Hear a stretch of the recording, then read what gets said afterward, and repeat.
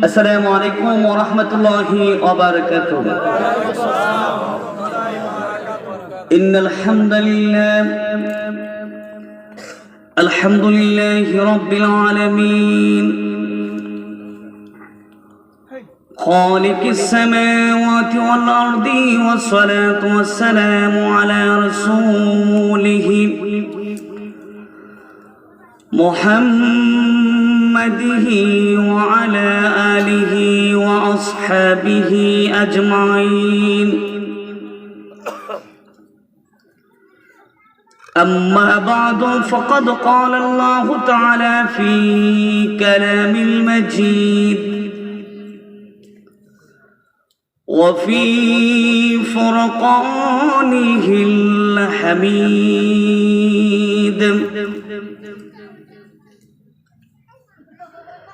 أعوذ بالله من الشيطان الرجيم.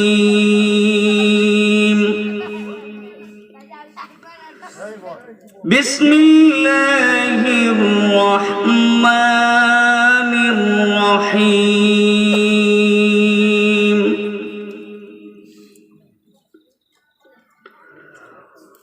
والضحى والليل إذا سجى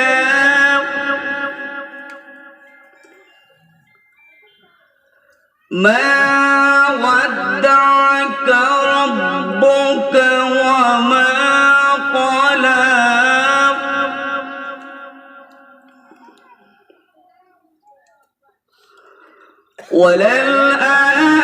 وللآخرة خير لك من الأولى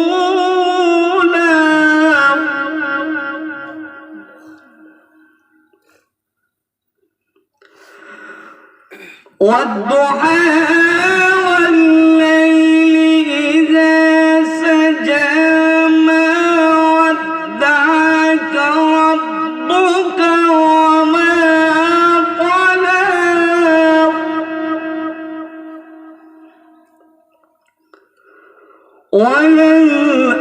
وللآخرة خير لك من الأولى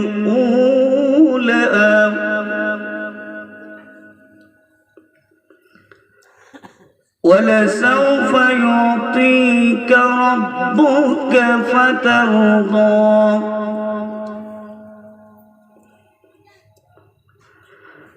ألم يجدك يتيما فآوى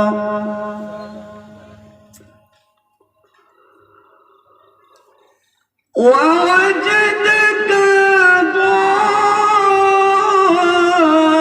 ضالا فهدى ووجدك عائلا فأغنى فأما اليتيم فلا تقهر وأما السائل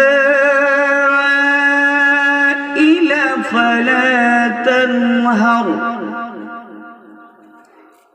وأما بنعمة ربك فحدث. أو قال الله تعالى في شان حبيبه: إن الله وملائكته يصلون على النبي يا أيها الذين آمنوا صلوا عليه وسلموا تسليما. اللهم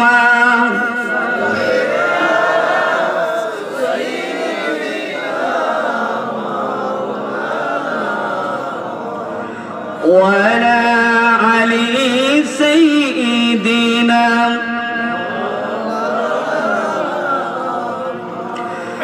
মোহব্বতে পড়ুন দুরূদ ও মুমিন ভাই বসিয়া মোদের দরুদ শুনেন নবীজি রোজা পাকে শুইয়া আল্লাহুম্মা জোরে জোরে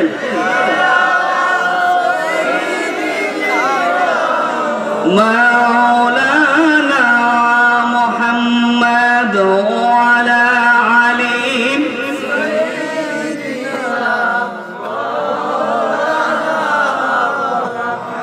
মক্কাবাসী মদিনাবাসী তারা কত ভাগ্যবান নবীজিকে দেখা তারা কাফের হইল মুসলমান আল্লাহুম্মা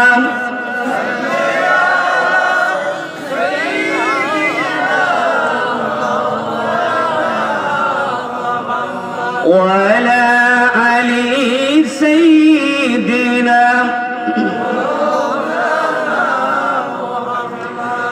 মুমিনের প্রেম বাগানে নবীজি আপনি ফুল গো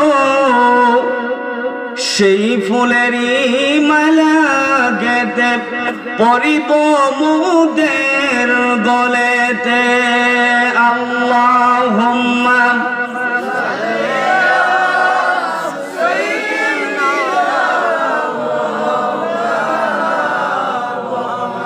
ওয়ালা আলি সাইয়্যিদিনা একটু জিকির করুন লা ইলাহা লা ইলাহা ইল্লাল্লাহ লা ইলাহা লা ইলাহা লা ইলাহা ইল্লাল্লাহ লা ইলাহা আকাশের মালিক যেই আল্লাহ জমিনের মালিক সেই আল্লাহ লা ইলাহা লা ইলাহা লা ইলাহা ইল্লাল্লাহ লা ইলাহা হায়াতের মালিক যেই আল্লাহ মওতের মালিক সেই আল্লাহ লা ইলাহা লা ইলাহা লা ইলাহা ইল্লাল্লাহ লা ইলাহা লা ইলাহা ইল্লাল্লাহু মুহাম্মাদুর রাসূলুল্লাহ সাল্লাল্লাহু আলাইহি ওয়াসাল্লাম। সম্মানিত সুধীবৃন্দ, আসুন হায়াতুন নবী জিন্দা নবী মুহাম্মদ রাসূলুল্লাহ সাল্লাল্লাহু আলাইহি ওয়াসাল্লাম মদিনাতুল মুনাওয়ারার মধ্যে রব্বি হাবলি উম্মতি করতেছেন। আসুন আমরা সকলে সে নবীকে দাঁড়িয়ে সালাম জানাই দেই। ইয়া নবী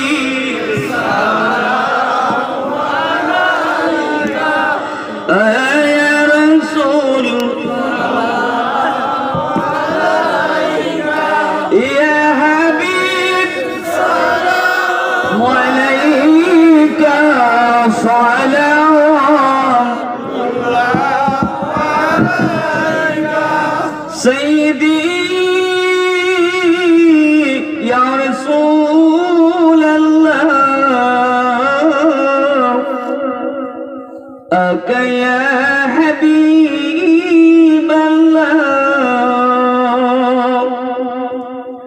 হে নবী মোরা যে উম্মত গুনাহগার, আপনি যে দয়ার পারাপার, কঠিন হাসরের ময়দান পিলেও হাও হাউজে কাউসার ইয়া নবী সাল্লাল্লাহু আলাইকা ইয়া রাসূল সাল্লাল্লাহু আলাইকা ইয়া হাবিব সালাম আলাইকা সালাওয়াত سيدي يا رسول الله أك يا حبيب الله نبي جير متى أمينا نبي جير دود ما حليما نبي جير পিতা আব্দুল্লাহ নবীজির রওজা মদিনা ইয়া নবী সালামু আলাইকা ইয়া রাসূল সালামু আলাইকা ইয়া হাবিব সালামু আলাইকা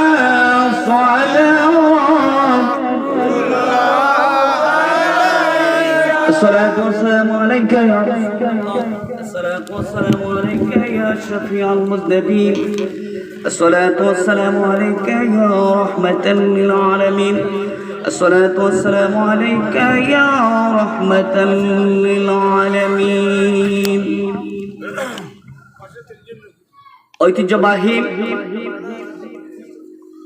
পশ্চিম গোরামারা বাইতুল আমান জামে মসজিদের পঞ্চায়েতের উদ্যোগে দ্বিতীয় বার্ষিক ওয়াজ দোয়ার মাহফিল 2021 ইংরেজি আজকের এই মাহফিলের সম্মানিত সভাপতি জনাব মোহাম্মদ ইমতিয়াজ আলী সাহেব সভাপতি অত্র মসজিদ আজকের মাহফিলের সম্মানিত প্রধান অতিথি যিনি প্রখ্যাত আলেমে দ্বীন মুফাসসির কোরআন হযরত মাওলানা আলহাজ মোহাম্মদ সিদ্দিকুর রহমান দিবাদী সাহেব খতিব পাটুক্তা জামে মসজিদ সাভার ঢাকা আজকের মাহফিলের সম্মানিত প্রধান বক্তা আমার বন্ধুবর মুফাসসির কোরআন হযরত মাওলানা হাফেজ কারি মোহাম্মদ রবিউল আলম তৈয়ব সাহেব সহ উলামায়ে কেরাম বিদ্যা বাবারা যুবক আমার সোনার মালিক ভাইয়েরা পর্দার অন্তর আড়ালে সম্মানিত মা বোনেরা আল্লাহ রাব্বুল আলামিনের দরবারে আমি শোয়েব আহমদ জালালী আপনাদের সকলকে নিয়ে আল্লাহ পাকের দরবারে প্রশংসা জ্ঞাপন করছি শুকরিয়া আদায় করছি যে মহান আল্লাহ রাব্বুল আলামিন দুনিয়ার শত ব্যস্ততা অতিক্রম করে আমাদেরকে সুস্থ শরীরে আজকের এই সাজানো গোছানো জান্নাতের বাগানে আমাদেরকে আল্লাহ পাক আসার তৌফিক দান করেছেন খুশি না বেজার বন্ধুরা বাবা চিন্তার বিষয় হলো এই মুহূর্তে যদি আমি বাংলাদেশের ভালো কোনো হসপিটালের মধ্যে যাই দেখতে হবে অনেক মানুষ করোনা আক্রান্ত হসপিটালের বিছানার মধ্যে শুয়ে আছে ঠিক কিনা বলেন শুধু বাংলাদেশ নয় গোটা বিশ্বের জমিনে যত ভালো হসপিটাল আছে প্রত্যেকটা হসপিটালের মধ্যে করোনা ভাইরাস রোগী আছে কিনা বলেন আল্লাহ রাব্বুল আলামিন আমাদেরকে করোনা মহামারী করোনা ভাইরাস থেকে হেফাজত করে আজকের এই সাজানো গোছানো বেহেশতের বাগানে আমাদেরকে আসার তৌফিক দান করেছেন অনেক মানুষ সম্পত্তিগত আক্রমণ শিকার হয়ে হাত কেটে পা কেটে মাথা ফাটে হসপিটালের বিছানার মধ্যে আছে না অনেক মানুষ বাড়িতে হঠাৎ করে হার্ট অ্যাটাক করেছে কোথায় চলে গেছে হসপিটালে সবথেকে বড় কথা যেটা মহামারী করোনা ভাইরাস অতীতে আল্লাহ রাব্বুল আলামিন এক এক পয়গম্বরের কাছে অঞ্চল ভিত্তিক মহামারী দান করেছিলেন কিন্তু এই সময় সেই গোটা বিশ্বকে আল্লাহ পাক নিস্তব্ধ করে দিলেন আল্লাহ বলেন ওয়া মাকারু ওয়া মাকারাল্লাহ আল্লাহু খায়রুল মাকিরিন। আল্লাহ বলেন পৃথিবীর মানুষেরা তোমরা কৌশল অবলম্বন করো, তোমাদের উপরের কৌশল অবলম্বনকারী হচ্ছে আমি আল্লাহ। চিৎকার দিয়ে বলেন সুবহানাল্লাহ। আল্লাহ গোটা বিশ্বকে স্তব্ধ করে দিলেন। আমি কুমিল্লাতে আছি প্রায় 2 বছর। এই মহামারী করোনা ভাইরাস যখন আসলো, আসার পর থেকে শুরু করে স্বাস্থ্য সংস্থা বলেছে বাংলাদেশের জন্য খুব ভয়ানক অবস্থা, প্রায় 5 লক্ষ মানুষ বাংলাদেশ থেকে করোনা ভাইরাসে মারা যেতে পারে, স্বাস্থ্য সংস্থা বলেছে। যখন থেকে করোনা ভাইরাস শুরু হয়েছে, কুমিল্লা, আমি যে এলাকার মধ্যে আছি, গোটা কুমিল্লা জেলার ভিতরে এমন কোন মসজিদ নাই, এমন কোন পাড়া নাই, এমন কোন গ্রাম নাই যে গ্রামের ভিতরে আল্লাহর কোরআনের তেলাওয়াত হয় নাই, এমন কোন গ্রাম নাই যে গ্রামের ভিতরে খতমে নুসরত পড়া হয় নাই, এমন কোন গ্রাম নাই যে গ্রামের ভিতরে খতমে খাজাগান পড়া হয় নাই। করোনা ভাইরাস এসেছে, বিশ্ব স্বাস্থ্য সংস্থা বলেছে প্রায় 5 লক্ষ থেকে 6 লক্ষ মানুষ বাংলাদেশ থেকে মারা যাবে, কিন্তু এই বাংলা জমিনে আলেম ওলামা, মাদ্রাসার তালবে ইলম ছাত্ররা আল্লাহ পাকের কাছে সকলে একসাথে দোয়া করছে, আল্লাহ আমাদেরকে মহামারী করোনা ভাইরাস থেকে হেফাজত করো। হতে পারে আলেম ওলামাদের কারণে, মাদ্রাসার তালবে ইলম ছাত্রদের কারণে আল্লাহ পাক আমাদেরকে মুক্তি দিয়েছেন, জোরে বলেন ঠিক কিনা? যে হাজিরিন, আল্লাহ পাক আমাদেরকে সুস্থ রেখেছেন, এজন্য আল্লাহ পাকের দরবারে আমরা শুকরিয়া আদায় করি, চিৎকার দিয়ে বলে আলহামদুলিল্লাহ। সম্মানিত সুধীবৃন্দ, প্রশংসা জ্ঞাপন করি সেই মহান নবীর, যে নবীকে আল্লাহ পাক আজ থেকে 1400 বছর পূর্বে মানব জাতি যখন দিশা হারাই ফেলেছিল, মানব জাতি অন্ধকারে নিমজ্জিত হয়েছিল, আল্লাহ রাব্বুল আলামিন লিইখরিজাকুম মিনাজ যুলুমাতি ইলান নূর, অন্ধকার যুগ ছিল, আল্লাহ পাক নবীকে পৃথিবী পাঠালেন। নবী আসার পরে গোটা যুগটা আলোকিত হয়েছে, জোরে বলেন সুবহানাল্লাহ। আমরা দাবিদার হয়েছে মুহাম্মদ রাসূলুল্লাহর উম্মত, এতে খুশি না বেজার? একটু জোরে বলেন খুশি না বেজার? সেই খুশির আওয়াজে আকাশ বাতাসকে মুখরিত করে চিৎকার দিয়ে বলে আলহামদুলিল্লাহ। সম্মানিত সুধীবৃন্দ, মহাগ্রন্থ হাকিমে কালামের 114টি সূরা, কতটি সূরা? কথা একটু বলতে হবে আমার সাথে। কোরআনের কতটি সূরা আছে? 114টি সূরা। তার মধ্যে একটি সূরা সূরাতুদ দুহা আপনাদের সামনে তেলাওয়াত করেছি। আসুন তার পূর্বে যে কোরআন থেকে আপনাদের সামনে তেলাওয়াত করেছি, আমি অদম গুনাহগার, এই কোরআনের সাথে আমাদের পরিচয় হওয়া দরকার আছে কিনা বলেন? কোরআনটা চিনতে হবে না? পৃথিবীর মধ্যে অনেক রাইটার আছে, বই লেখে, বইয়ের মাধ্যমে ভূমিকা দেয়, ভূমিকার মধ্যে লেখা থাকে যে আমার বইয়ের মধ্যে কোনো না কোনো প্রকারের ভুল আছে, থাকতেও পারে। যদি কোনো পাঠক আমার বইয়ের মধ্যে কোনো প্রকারের ভুল পেয়ে থাকেন, আমাকে জানাই দিবেন, আমি পরবর্তী সংস্করণে ঠিক করে দিব, ঠিক কিনা বলেন? যেই কোরআন থেকে আপনাদের সামনে তেলাওয়াত করেছি, আল্লাহ রাব্বুল আলামিন আজ থেকে 1400 বছর পূর্বে যে কোরআনুল কারীম লাওহে মাহফুজের মধ্যে সংরক্ষিত আছে, আল্লাহ রাব্বুল আলামিন ওই কোরআনের মধ্যে বলে দিলেন, যালিকাল কিতাবু লা রাইবা ফি। আল্লাহু আকবার বলেন, আল্লাহ বলেন, যালিকাল কিতাবু লা রাইবা ফি।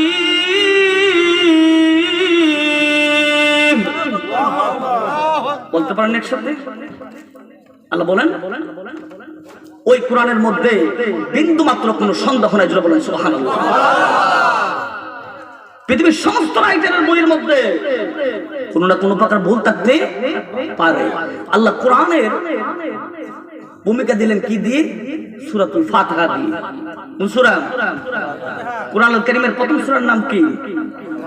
সূরাতুল ফাতিহা। কোরআনের ভূমিকার পরে যে সূরা, সূরাতুল বাকারা। বাকারার দ্বিতীয় নম্বর আয়াতুল কারীমে আল্লাহ বলেন, যালিকাল কিতাবু লা রাইবা ফি, আমার কিতাবের মধ্যে, কোরআনের মধ্যে বিন্দুমাত্র কোনো সন্দেহ নাই, জোরে বলেন সুবহানাল্লাহ। প্রভু, বুঝতে পেরেছি তোমার কোরআনের মধ্যে কোনো প্রকারের কোনো সন্দেহ নাই, এই কোরআন তুমি কার কাছে নাজিল করেছো? আল্লাহ রাব্বুল আলামিন জানায় দিলেন, পৃথিবীর মানুষেরা রে, আমার কোরআনের মধ্যে কোনো সন্দেহ নাই। আমি এই কোরআন কার কাছে নাজিল করে জানতে চাও? আমি আল্লাহ রাব্বুল আলামিন কোরআনের মধ্যে সমাধান দিয়ে দিলাম, নুজিলা আলা মুহাম্মদ, আমি মুহাম্মদুর রাসূলুল্লাহর উপরে কোরআন নাজিল করেছি। জোরে বলেন সুবহানাল্লাহ। প্রভু, যে কোরআনের মধ্যে কোন প্রকারের কোনো সন্দেহ নাই, যেই কোরআন তুমি নবীর উপরে নাজিল করেছো মুহাম্মদুর রাসূলুল্লাহ, মুহাম্মদ সাল্লাল্লাহু আলাইহি সাল্লামকে চিনি না, মুহাম্মদের পরিচয় আমাদের সামনে উপস্থাপন করুন। আবার আল্লাহ পাক রব্বুল আলামিন পৃথিবীর মানুষকে জানায় দিলেন, যে নবীর উপরে আমি আল্লাহ কোরআন নাজিল করেছি, আমার নবী হলেন মুহাম্মদুর রাসূলুল্লাহ। আমার নবী কেমন নবী? আমি আল্লাহ পাক রব্বুল আলামিন ওই কোরআনের মধ্যে এই সমাধান দিয়ে দিলাম। আমার নবীর চরিত্রকে আমি আল্লাহ পাক রব্বুল আলামিন কোরআনের মধ্যেই উপস্থাপন করলাম। আমার আল্লাহ পাক বলেন, আমার নবীর শান ও মানকে আমি আল্লাহ পাক কোরআনের মধ্যে উপস্থাপন করলাম। আমার আল্লাহ পাক রব্বুল আলামিন বলেন, ওয়ামা আরসালনাকা ইল্লা রাহমাতান লিল আলামিন। জোরে বলতে পারেন না? আল্লাহর কোরআনটা শুনতে ভালো লাগে না? আপনারা যতক্ষণ শুনবেন আমি যত নেকি পাবো, প্রতি হরফের বিনিময়ে আপনি তত পাবেন। সুবহানাল্লাহ বলেন। মনোযোগের সাথে শুনতে হবে। যখন কোরআন শুনবেন যেন চোখে দিয়ে কান্নার মতো পানি বের হয়ে আসে। সুবহানাল্লাহ বলেন। মনোযোগে কোরআন শুনবেন। আল্লাহ বলেন, পৃথিবীর মানুষেরা আমার নবীর পরিচয় জানতে চাও, আমি আল্লাহ আমার নবীর পরিচয় দিলাম, ওয়ামা আরসালনাকা ইল্লা রাহমাতাল লিল আলামিন। আমার নবী হলেন গোটা জগতের জন্য রহমত। জোরে বলেন সুবহানাল্লাহ। এক্সাম্পল, উদাহরণ দিয়ে দিই। মুসলিম শরীফের হাদিস, একজন বেদুইন রাখা আমার নবী যে রাহমাতাল লিল আলামিন, শুধু মানুষের নবী নন, জিনের নবী, ফেরেশতার নবী, কুল কায়নাতের নবী, গাছপালার নবী, সমস্ত সৃষ্টি জগতের নবী আমার নবী। আল্লাহ বলেন, ওয়ামা আরসালনাকা ইল্লা রাহমাতান লিল আলামিন। জোরে বলুন সুবহানাল্লাহ। বেদুইন এলাকা কয়েকটা ছাগল নিয়ে গেছে পাহাড়ের কাছে, ছাগল রাখবে। হঠাৎ করে ক্ষুধার্ত একটা বাঘ চলে আসছে, ওই ছাগলের পাল থেকে একটা ছাগল নিয়ে গেছে বাঘ। রাখালটা অনেক চালাক ছিল। রাখাল বেদুইন হিকমত অবলম্বন করে আবার বাঘের মুখ থেকে ছাগলটা নিয়ে আসছে। জোরে বলেন সুবহানাল্লাহ। ওই সময় বাঘ শুধু চলে যায় পাহাড়ের উপরে। বাঘ গিয়ে বলে, রাখাল, জীবনে কোনদিন বাঘ তো মানুষের মতো কথা বলতে পারে না। যখন রাখাল বেদুইন রাখাল এই বাঘের মুখ থেকে ছাগলটা নিয়ে আসছে, বাঘ চলে গেছে পাহাড়ের উপরে। সেখান থেকে বাঘ ডাকতে বলে, রাখাল, যখন বাঘ মানুষের মতো কথা বলেছে, যে মুহূর্তে বাঘের জবান থেকে মানুষের মতো কথা বের হয়েছে, রাখালটা আশ্চর্যিত হয়ে গেছে, চিন্তায় পড়ে গেছে। জীবনে কোনোদিন দেখি নাই মানুষের মতো বাঘ কথা বলতে পারে। সুবহানাল্লাহ বলেন। ওই সময় রাখাল আশ্চর্যিত হয়ে গেছে।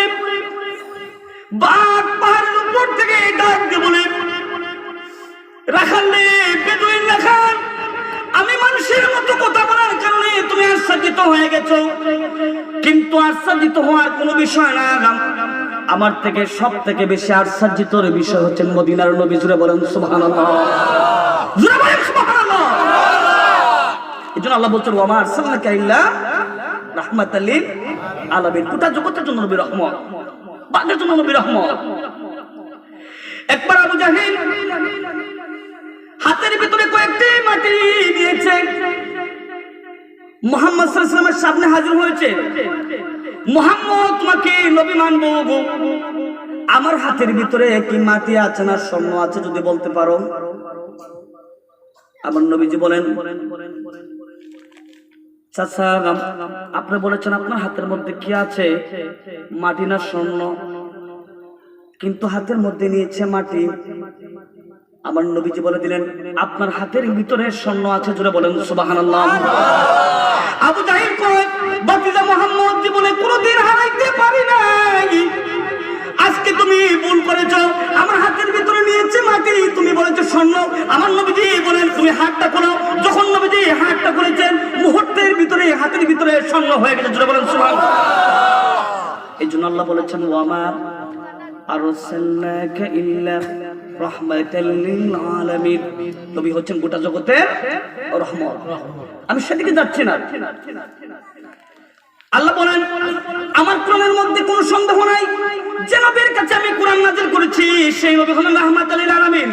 শুধু সেখানে সীমাবদ্ধ নয়, আমার আল্লাহ পাক রব্বুল আলামিন বলেন ওয়া ইন্নাকা লা'আলা খুলুকিন আযীম। আল্লাহু আকবার বলেন। আল্লাহ বলেন ওয়া ইন্নাকা লা'আলা খুলুকিন আযীম, আর আপনি হলেন মহান চরিত্রের অধিকারী। জোরে বলেন সুবহানাল্লাহ। পৃথিবীর মধ্যে অনেক মানুষ আছে, আচ্ছা বলেন তো এমন কোন মানুষকে দেখাইতে পারবেন আল্লাহর জমিনের মধ্যে চরিত্রের মধ্যে হয়তো প্রত্যক্ষ না হয়তো পরোক্ষ কোনো সমস্যা আছে, ঠিক কিনা বলেন? চরিত্র মানুষের অমূল্য সম্পদ। আল্লাহ বলেন ওয়া ইন্নাকা লা'আলা খুলুকিন আযীম, আপনি মহান চরিত্রের অধিকারী। জোরে বলেন সুবহানাল্লাহ। যে মহান আল্লাহ বলেছেন মহান চরিত্রের অধিকারী, ওই আল্লাহ পাকের কত ক্ষমতা। আল্লাহ বলেন কুন ফায়াকুন, পৃথিবীর সমস্ত মানুষের দ্বারা যে কাজ করা সম্ভব নয়, শুধু আল্লাহ বলবেন কুন হও ফায়াকুন, মুহূর্তের ভিতরে হয়ে যায়। জোরে বলেন সুবহানাল্লাহ। আমাদের মহানের মধ্যে হিসাব আছে। আমরা যদি কোন ব্যক্তিকে বলি মহান ব্যক্তিত্ব, এটা একটা সীমাবদ্ধতা আছে, ঠিক কিনা বলেন? আল্লাহ বলেন ওয়া ইন্নাকা লা'আলা খুলুকিন আযীম, আপনি মহান চরিত্রের অধিকারী। আল্লাহ পাকের মহান কথার মধ্যে কোন পৃথিবীর কোন সায়েন্টিফিক বৈজ্ঞানিক নাই যার হিসাব মিলাতে পারবে। জোরে বলেন সুবহানাল্লাহ। আল্লাহ বলেন আপনি মহান চরিত্রের অধিকারী। যাই হোক হাজরিন, এই কোরআনটা কি আল্লাহ পাক পৃথিবীর জমিনে পাঠিয়েছেন। এখানে একটা সূক্ষ্ম পয়েন্ট আসছে। আল্লাহ হলেন আলহামদুলিল্লাহি রাব্বিল আলামিন, আর নবী হলেন ওয়া মা আরসালনাকা ইল্লা রাহমাতাল লিল আলামিন। আল্লাহ হলেন জগতের প্রতিপালক আর নবী হলেন জগতের রহমত। সুবহানাল্লাহ বলেন। আরেকটা পার্থক্য হলো আল্লাহ বলেন বন্ধু হাবিব আপনার উম্মতদেরকে আপনি জানাই দেন তারা যেন নামাজ পড়ে। আল্লাযীনা ইউমিনুনা বিল গায়বি ওয়া ইউকিমুনাস সালাতা ওয়া মিম্মা রাযাকনাহুম ইউনফিকুন।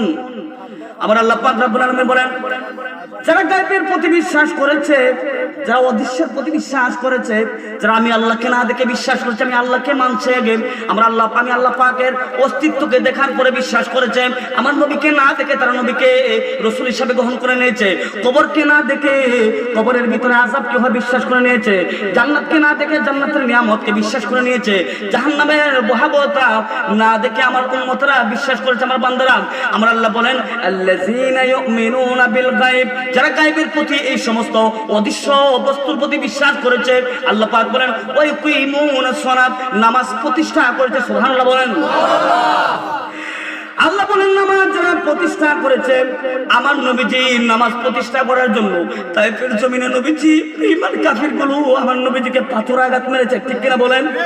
আমার নবীজি খন্দকের ময়দানে যুদ্ধ করেছেন। আমার নবীজি যখন নামাজের মধ্যে রুকু সিজদা করতেন, সিজদার মধ্যে ঈমান কাফিরগুলো নবীজির কাদের মধ্যে পচা নাড়ি বুড়ি দিয়েছে, কিন্তু আমার নবীজি কত কষ্ট করে নামাজ প্রতিষ্ঠা করেছেন।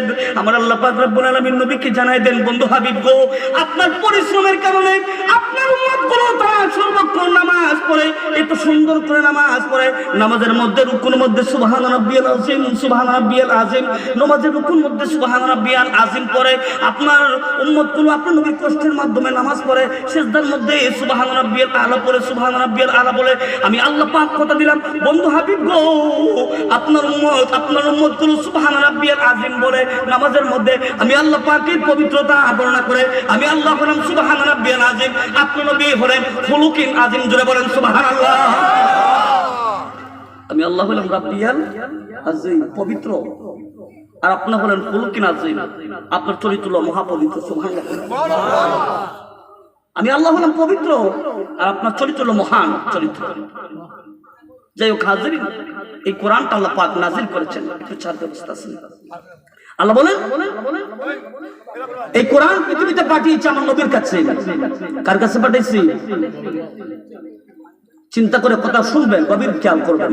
আল্লাহ বলেন এই কোরআন আমি নবীর উপরে নাজিল করেছি। কোরআন দিয়েছে, এটা আমানত দিয়েছে। এই কোরআন হলো আমানত। কোরআনের সাথে কিয়ামত করা যাবে না। দীর্ঘ 23 বছর আল্লাহ রাব্বুল আলামিন কোরআনকে নবীর উপরে নাজিল করেছেন। কি সন্দেহ আছে? পৃথিবীর কেউ এই কোরআনের উপরে সন্দেহ করতে পারবে? আল্লাহ বলে দিয়েছেন ওয়া ইন কুনতুম ফি রাইবিম মিম্মা নাযালনা আলা আবদিনা ফাতু বিসূরাতিন মিন মিসলি ওয়াদউ শুহাদাআকুম মিন দুনিল্লাহি ইন কুনতুম সাদিকিন। সুবহানাল্লাহ বলেন। আল্লাহ রাব্বুল আলামিন বলেন বন্ধু হাবিব কোরআনের দাওয়াত দিবেন। নবী যখন কোরআনের দাওয়াত নিয়ে যায়, বেঈমান কাফিরগুলো বলে না কোরআনকে মানি না। আমরা আল্লাহ বলেন ওয়া ইন কুনতুম ফি রাইবিম মিম্মা নাযালনা আলা আবদিনা ফাতু বিসূরাতিন মিন মিসলি। বন্ধু হাবিব গো, আপনি তাদেরকে জানায় দেন যারা কোরআনকে মানতে চায় না, অস্বীকার করে, আপনি তাদেরকে বলে দেন তারা যেন কোরআনের সাথে মিলাই একটা সূরা বানায়া আনেন। বেঈমান কাফিরগুলো হাজার চেষ্টা সাধনা করলো, হাজার চেষ্টা সাধনা করার পরে একটা সূরা বানাতে আনতে পারে না। ওয়াদউ শুহাদাআকুম মিন দুনিল্লাহি ইন কুনতুম সাদিকিন। আমরা আল্লাহ পাক রব্বুল আলামিন বলেন আমি আল্লাহ ছাড়াও तमाम পৃথিবীকে যাকে সাহায্যকারী মনে করো তাকে তোমার সহযোগী করে নাও। জিন কেন, বাদশা কেন, মানুষ কেন, ফেরেশতা কেন, যাকে প্রয়োজন হয় তাকে তোমার সাথে করে নিয়ে যাও, কিন্তু একটা সূরা বানায় আনো। বেঈমান কাফিরগুলো হাজারো চেষ্টা সাধনা করার পরে একটা সূরা বানায় আনতে পারে না।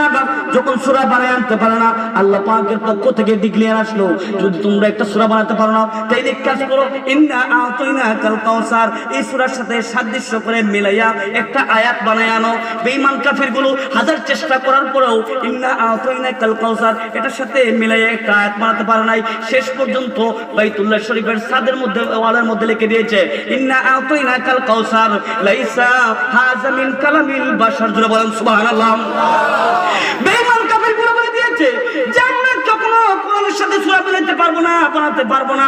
এই কোরআনটা এমন একটা কোরআন পৃথিবীর মধ্যে কোনো মানুষ নাই এই কোরআনের সাথে মোকাবেলা করতে পারে।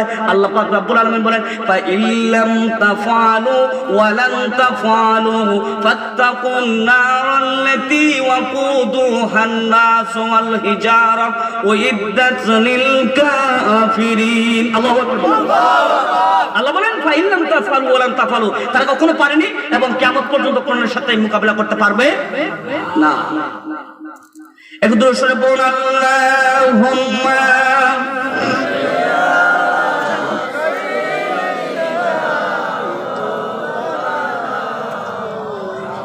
ওয়া আলা আলি সাইয়্যিদিনা। এ দরাতে আয়েশা নবীজি না দেখিলেন আব্বার মুখ, 6 বৎসরের কালে নবীজি হারাইলেন মায়ের বুক। আল্লাহুম্মা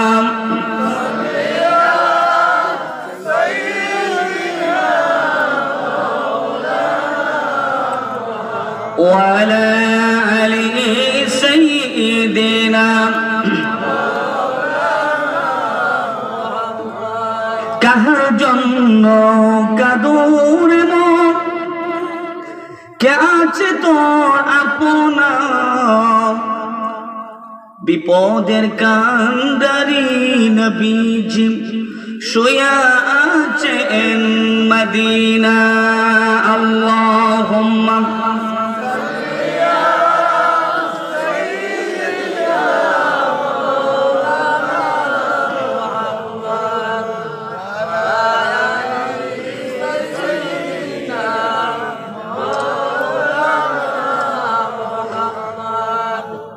সম্মানিত হাজির, বলতে চেয়েছিলাম কোরআনের সাথে মোকাবেলা করার মতো কোনো মানুষ পৃথিবীর মধ্যে নাই, আছে? এই কোরআন কিন্তু আমানত। এই কোরআন এসেছে হুদাল লিল মুত্তাকিন, মুত্তাকিনদের পথ প্রদর্শকের হিসেবে। সুবহানাল্লাহ বলেন। মুত্তাকি কারা? মিনান নবিয়িনা ওয়াস সিদ্দিকিনা ওয়াস শুহাদাই ওয়াস সালিহিন। পৃথিবীতে চারটা মানুষ, চারটা শ্রেণীর মানুষ হলো মুত্তাকি। আল্লাহ বলেন যখন নামাজের মধ্যে মসজিদে যায় ওই সময় ডাক দিয়ে বলে ইহদিনাস সিরাতাল মুস্তাকিম, আল্লাহ আমাকে মুত্তাকি পথে পরিচালিত করো গো। মুত্তাকি হলো চার শ্রেণীর মানুষ। নবীদের পথ হলো মুত্তাকিদের পথ, এমনকি সিদ্দিকিন সত্যবাদীদের পথ, সাহাবাই কেরাম যারা ছিলেন সত্যের মাপকাঠি, এদের পথ সঠিক পথ। আর যারা উহুদের ময়দানে, খায়বারের প্রান্তরে গিয়ে বিভিন্ন যুদ্ধের ময়দানে গিয়ে শহীদ হয়েছেন, যারা শহীদ হয়েছেন, আল্লাহ বলেন শহীদদের পথ হলো মুত্তাকির পথ। এখন তো জিহাদ নাই, আছে জিহাদ? আল্লাহ বলেন ওয়াজাহিদু ফিল্লাহি হাক্কা জিহাদিহি ওয়াজাহিদু ফিল্লাহ ওয়াজাহিদু ফিস সাবিলিল্লাহ। আল্লাহ বলেন আমি আল্লাহ পাকের দ্বীনকে প্রতিষ্ঠা করার জন্য, ধর্মকে প্রতিষ্ঠা করার জন্য যুদ্ধ করো, জিহাদ করো। সুবহানাল্লাহ বলেন। সাহাবায়ে কেরামেরা কত ভালোবাসতেন নবীকে। সাহাবী মাত্র বিয়ে করেছেন, নবী বলেছেন যুদ্ধের ময়দানে যাইতে হবে। সাহাবী বাসরের ঘরের মধ্যে যান নাই বিবির কাছে, নবী বলেছেন যুদ্ধের ময়দানে যাইতে হবে। নবীর ভালোবাসার কারণে, ইসলামের কারণে, ইসলামকে টিকায় রাখার জন্য সাহাবী যুদ্ধের ময়দানে গিয়ে শহীদ হয়েছেন। যারা বলেন সুবহানাল্লাহ। আমরা কি সেই জিহাদে যাব? আমরা কি যাবো সেই জিহাদে? আমরা তো ইসলাম রেডিমেড পাইছি মা বাবার কাছ থেকে। বাপ মুসলমান ছিলেন, দাদা মুসলমান ছিলেন, আমরা মুসলমানের ঘরে মুসলমান, ঠিক কিনা বলেন? চারটা শ্রেণীর মানুষ, নবীগণ, সত্য, এমনকি সাহাবায়ে কেরাম, শহীদগণ, আর হলো 4 নম্বর হলো সালিহিন, আল্লাহর ওলিগণ। যারা বলেন সুবহানাল্লাহ। এদের পথ হলো সঠিক পথ, এরাই হলো মুত্তাকি। নবীকেও দেখি নাই চোখে, সাহাবীকেও দেখি নাই চোখে, জিহাদও করতে পারি নাই, শহীদ হতে পারি, কিন্তু পাইছি আল্লাহর ওলিদেরকে। যারা বলেন সুবহানাল্লাহ, ঠিক কিনা বলেন? যদি ইয়ামান থেকে হযরত শাহজালাল ইয়ামানী রাহমাতুল্লাহ আলাইহি সিলেটের জমিনে না আসতেন, সিলেটটা হিন্দু থাকতো, ঠিক কিনা বলেন? ওলিদের মাধ্যমে ইসলাম পেয়েছি। খাজা গরিবে নামাজ মঈনুদ্দিন চিশতি রাহমাতুল্লাহ আলাইহি যখন ভারতের মধ্যে আসলেন, হিন্দুস্তানে আসলেন, আসার পরে তিনি তাবু গাড়ার পরে ওই জায়গার মধ্যে মুহূর্তের ভিতরে 90 লক্ষ মুসলমান বানাইছেন। যারা বলেন সুবহানাল্লাহ। আমি বলতে চেয়েছিলাম যে চারটা শ্রেণীর মানুষের পথে চলতে হবে আমাদের। ওলি আল্লাহরা যে আদর্শ দেখাই দিয়ে গেছেন আমরা সেটা মানতে হবে। কোরআন এসেছে আমানত,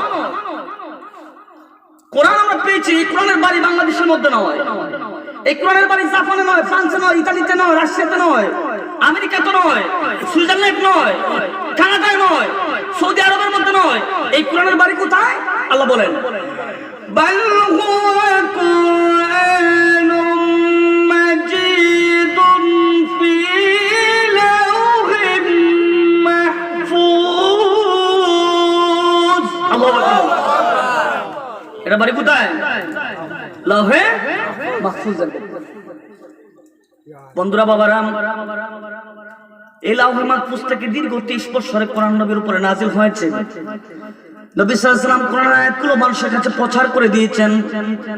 আজকে কোরআন আছে আমাদের ঘরের ভিতরে। কোথায় রাখছি? সানসাইটের উপরে, ঠিক কিনা বলেন?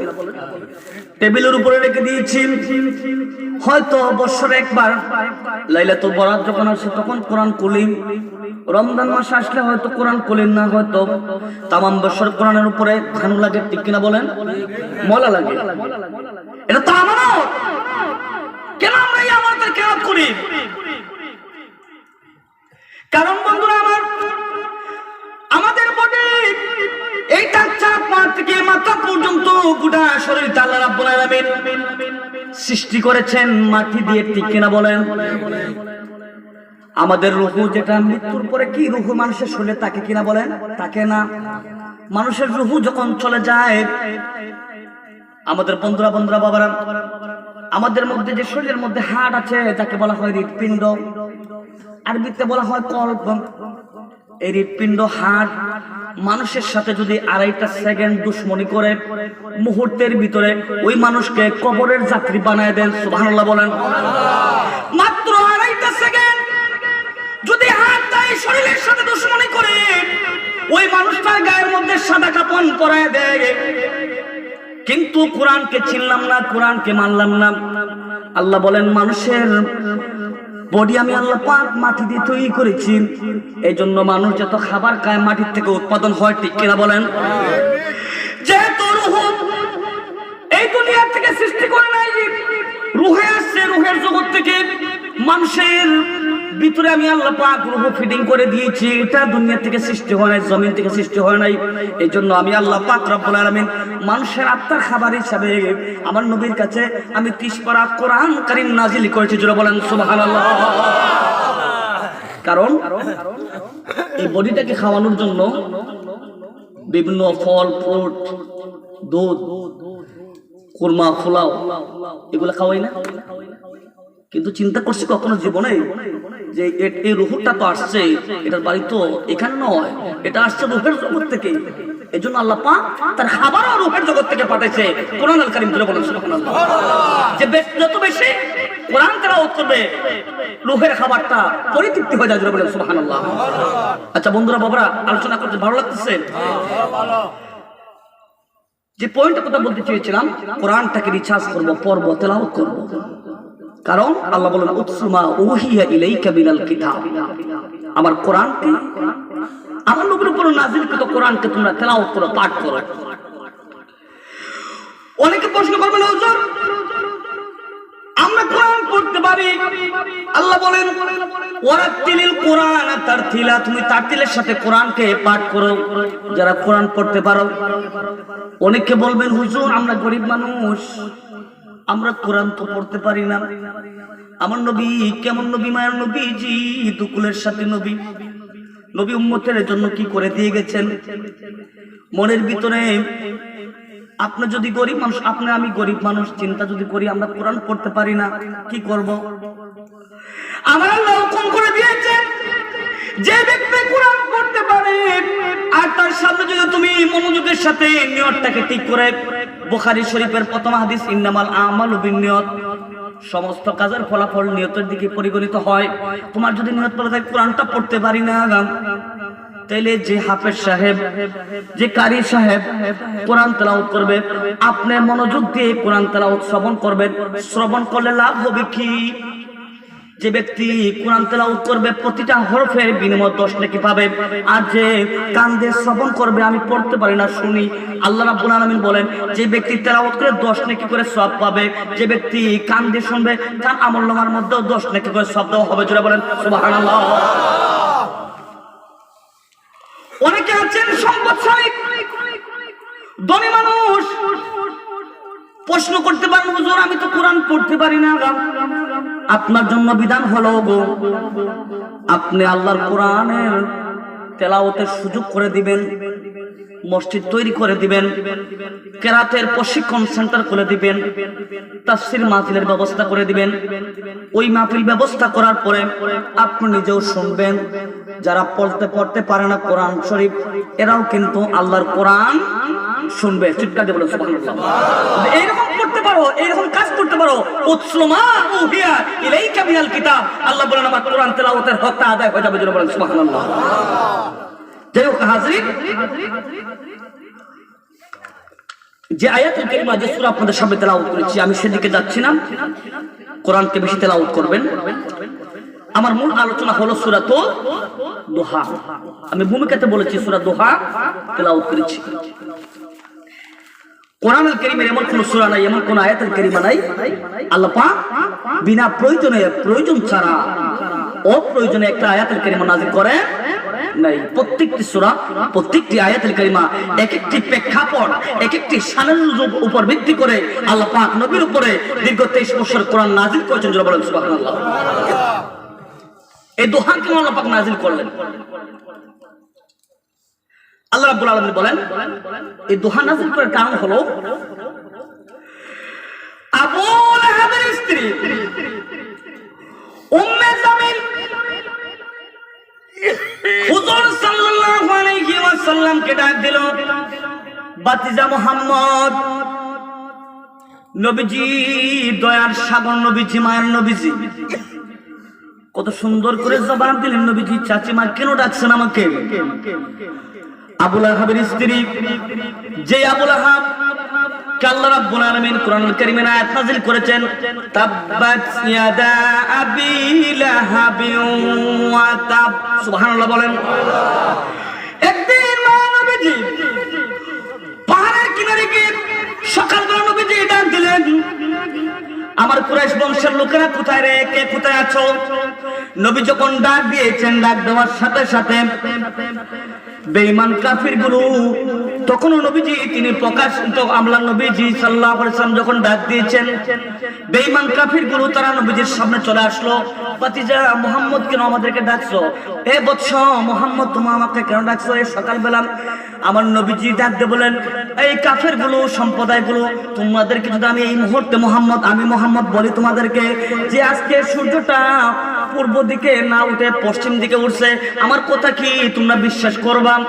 সমস্ত বেঈমান কাফেরগুলো বলল, মুহাম্মদ তুমি যদি বলো আজকে সূর্য পশ্চিম দিকে উঠতেছে, আমরা তোমার কথা মেনে নেব, বিশ্বাস করব, কারণ তুমি ছোট থেকে বড় হয়েছো, তোমার মধ্যে কখনো আমরা অবিশ্বাস কোনো কিছু পাই নাই। আমরা বেঈমান সমস্ত কাফেরগুলো তোমাকে সার্টিফিকেট দিয়েছি, তুমি হলে আল আমিন। জোরে বলেন সুবহানাল্লাহ। আমরা তোমাকে তো বিশ্বাস করি। ওই সময় মায়া নবীজি বলেন, তাইলে যদি আমাকে তো বিশ্বাস করো, তোমরা একটা কাজ করো, আল্লাহ পাক পৃথিবীর জমিনে আমাকে নবী করে পাঠিয়েছেন, তোমরা আমার হাতে হাত রেখে পড়ো লা ইলাহা ইল্লাল্লাহু মুহাম্মাদুর রাসূলুল্লাহ। বেঈমান কাফিরগুলো মুহূর্তে চেঞ্জ হয়ে গেল। এ মুহাম্মদ, তুমি কি আমাদেরকে এই কাজের জন্য আনছো নাকি? ওই সময় বেঈমান আবু লাহাব হাতের মধ্যে পাথর নিয়েছে, নবীকে পাথর মারবে, দুনিয়ার জমিন থেকে বিদায় করে দিবে। আল্লাহ রাব্বুল আলামিন জিবরাইলকে বলেন, জিবরাইল যা রে জিবরাইল, আমার নবীকে জানাই দে, তাব্বাত ইয়াদা আবি লাহাবিন ওয়া তাব। চিৎকার দিয়ে বলেন সুবহানাল্লাহ।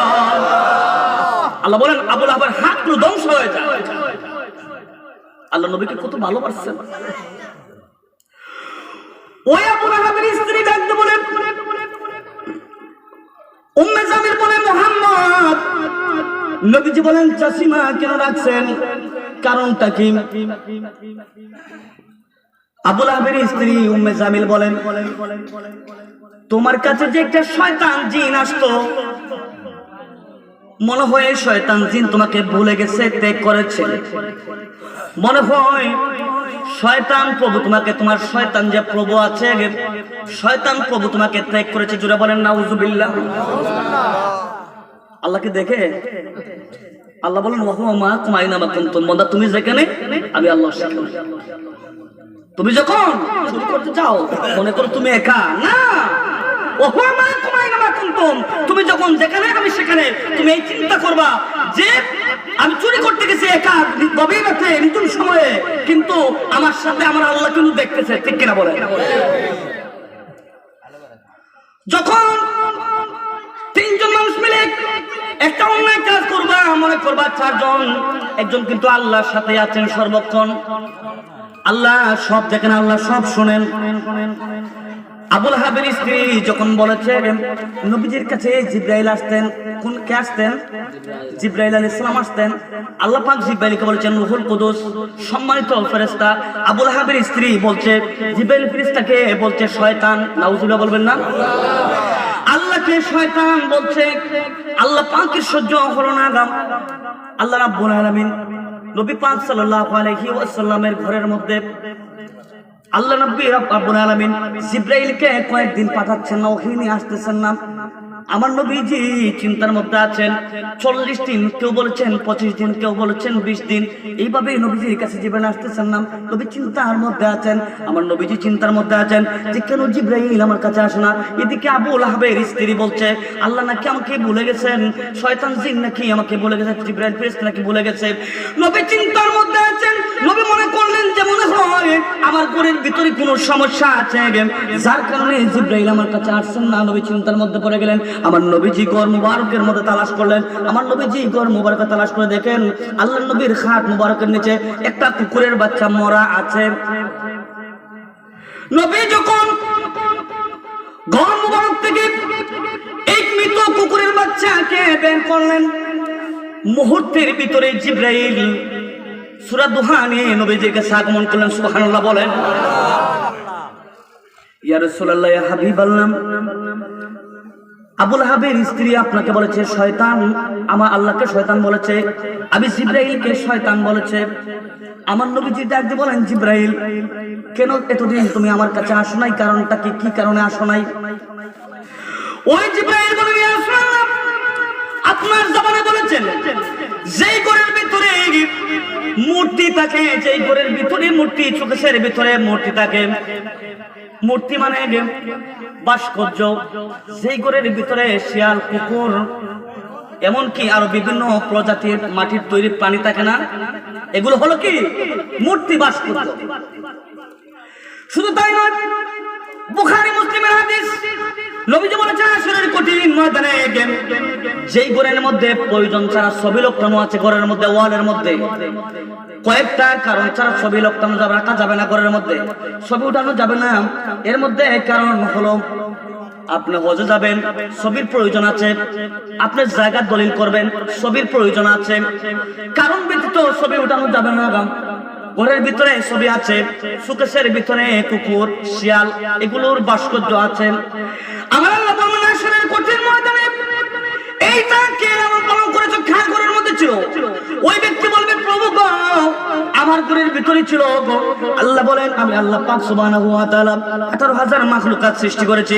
আমি আল্লাহ পাক সমস্ত মাখলুককে প্রাণ দিয়েছি। যখন আমি আল্লাহ পাক বলেছি কোন ফায়াকুন, মুহূর্তের ভিতরে প্রাণ চলে গেছে। যেহেতু তোমার ঘরের মধ্যে এটা ছিল, তুমি তাকে প্রাণ দিয়ে দাও।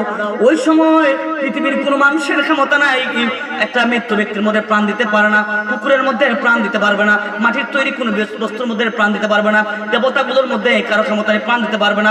আমার আল্লাহ বলেন যেহেতু প্রাণ দিতে পারবে না, সেহেতু তুমি আমার তৈরি জাহান্নামের মধ্যে চলে যাও। বলেন নাউজুবিল্লাহ। জিব্রাইল বলেন হুজুর কেমন আসবো? আপনার ঘরের ভিতরে কুকুরের বাচ্চা মরা ছিল, এজন্য আসতে পারি নাই। ওই সময় আল্লাহ রাব্বুল আলামিন নবীর উপরে জিব্রাইলের মাধ্যমে সূরা দুহা নাযিল করেছেন। আল্লাহ বলেন বন্ধু হাবিবকে আমি সূরা দুহা নাযিল করে দিলাম। জিব্রাইল বলেন হুজুর, উম্মে জামিল সহ সমস্ত বেঈমান কাফিরগুলো আপনাকে নিয়ে টিটকারি করেছে, মশকারি করেছে।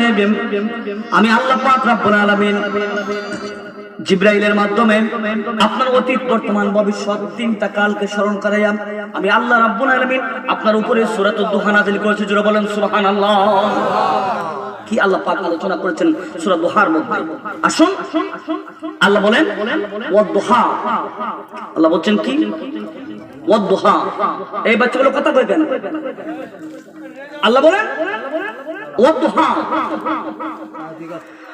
আমার আল্লাহ বলেন বন্ধু হাবিব আমি আল্লাহ পাক সুবহানাহু ওয়া তাআলা প্রথম দিনের কসম করলাম পৃথিবীতে আল্লাহ রাব্বুল আলামিন কেন দিনের কসম করলেন? আর কোন আল্লাহ পাক কোন বিষয় কি পান নাই? আমরা আল্লাহ পাক বলেন ওয়াদুহা, আমি আল্লাহ পাক রাব্বুল আলামিন দিনের কসম করলাম। ওয়াল্লাইলি ইযা সাজা, আমরা আল্লাহ পাক বলেন আমি আল্লাহ পাক রাব্বুল আলামিন রাতের নিঝুম সময়ের কসম করলাম। জোরে বলেন সুবহানাল্লাহ। কিসের কসম করছেন? ওয়াদুহা, দিনের কসম। ওয়াল্লাইলি ইযা সাজা, রাতের নিঝুম সময়ের কসম। সুবহানাল্লাহ বলেন। আল্লাহ কি আর কোন বস্তু পান নাই? আল্লাহ কি কসম করার, শপথ করার আর কিছু পান নাই? আল্লাহ কেন দিন এবং রাতের কসম করলেন? এই আয়াতুল কারিমার তাফসীর আপনার ঘরের মধ্যে যদি তাফসীরে জালালাইন শরীফ থাকে, এই এলাকার কোন ছেলে সন্তান যদি ফাজিল ক্লাসের মধ্যে পড়ে, ডিগ্রি ফাজিল ক্লাসের মধ্যে যদি পড়ে, তাফসীরে জালালাইন শরীফের মধ্যে আলোচনা আছে আল্লাহ কেন এখানে দুহা, দিন এবং রাতের কসম করলেন। এই কারণে আমার আল্লাহ পাক রব্বুল আলামিন দিন এবং রাতের কসম করেছেন। দিন মানে হলো আলো, ঠিক কিনা বলেন? দিন মানে সুন্দর আলো, না আলো।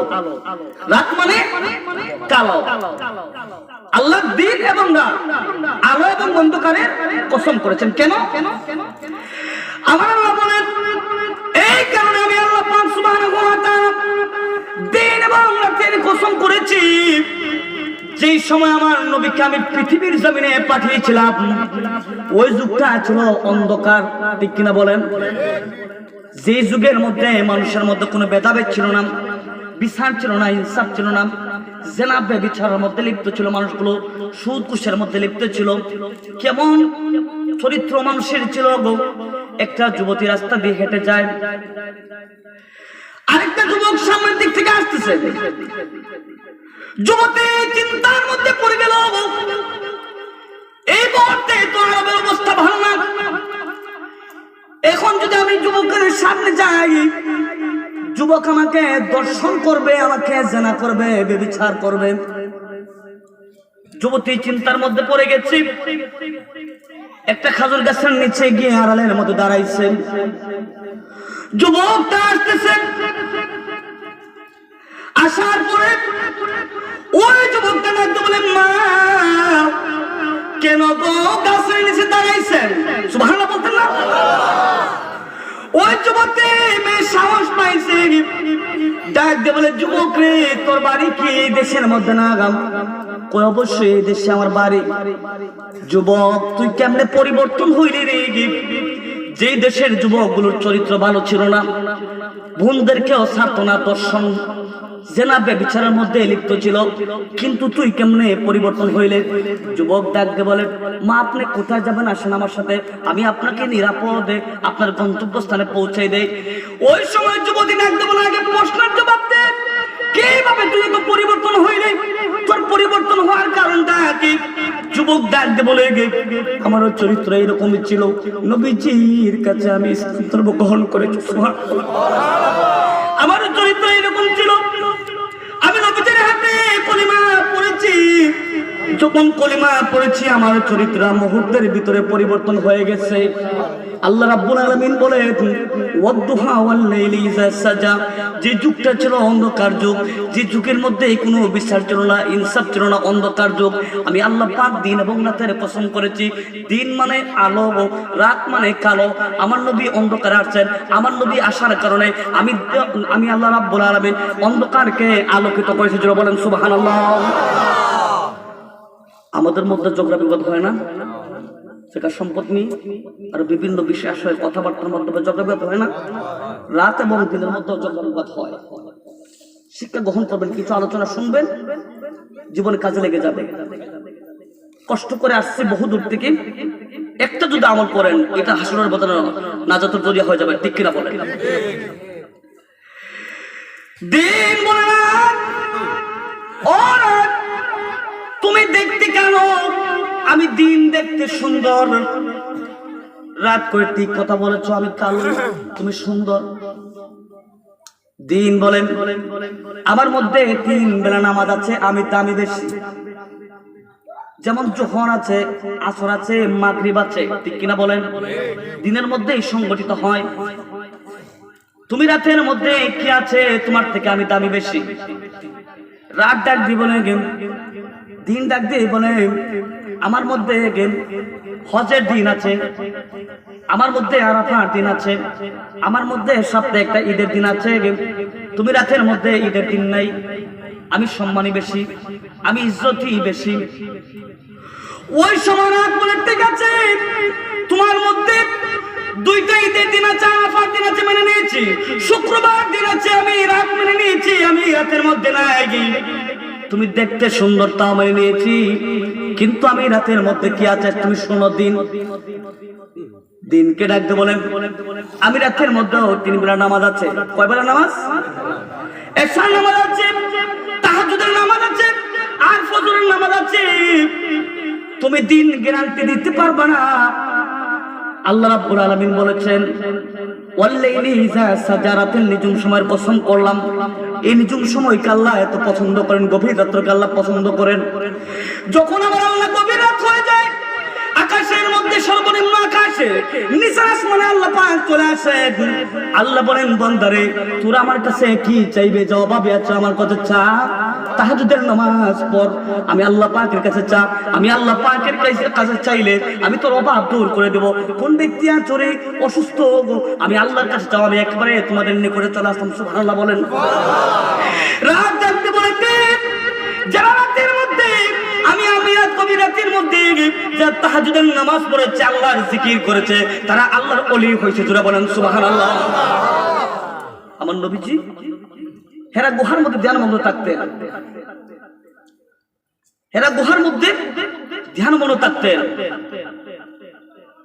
আল্লাহ বলেন ওয়াল্লাইলি ইযা সাজা, আমি আল্লাহ পাক রাতে নিজের সময়ের কসম করলাম।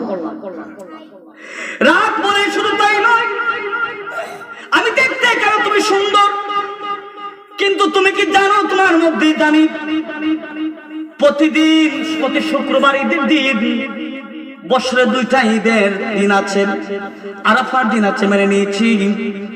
কিন্তু তুমি রাত দিন কি জানো আমি রাতের মধ্যে কি আছে? আল্লাহ রাব্বুল আলামিন আমি রাতের মধ্যে এমন একটা বরকত দিয়েছেন। আল্লাহ রাব্বুল আলামিন বলেন ইন্না আনজালনাহু ফি লাইলাতিল কদর। আল্লাহু আকবার বলেন। আমি রাতের মধ্যে আল্লাহ কোরআন নাযিল করেছেন। সুবহানাল্লাহ। শুধু তাই নয়, আল্লাহ বলেন আমি রাতের মধ্যে 1000 মাসের চাইতে উত্তম যে রাত্রটা লাইলাতুল কদর রাত্র, আমি রাতের মধ্যে অবস্থিত। জোরে বলেন সুবহানাল্লাহ। আমাদের ঝগড়া লাগলে, বিবাদ লাগলে ছুরি পেতরি ডুবাই দেয়, ঠিক কিনা বলেন?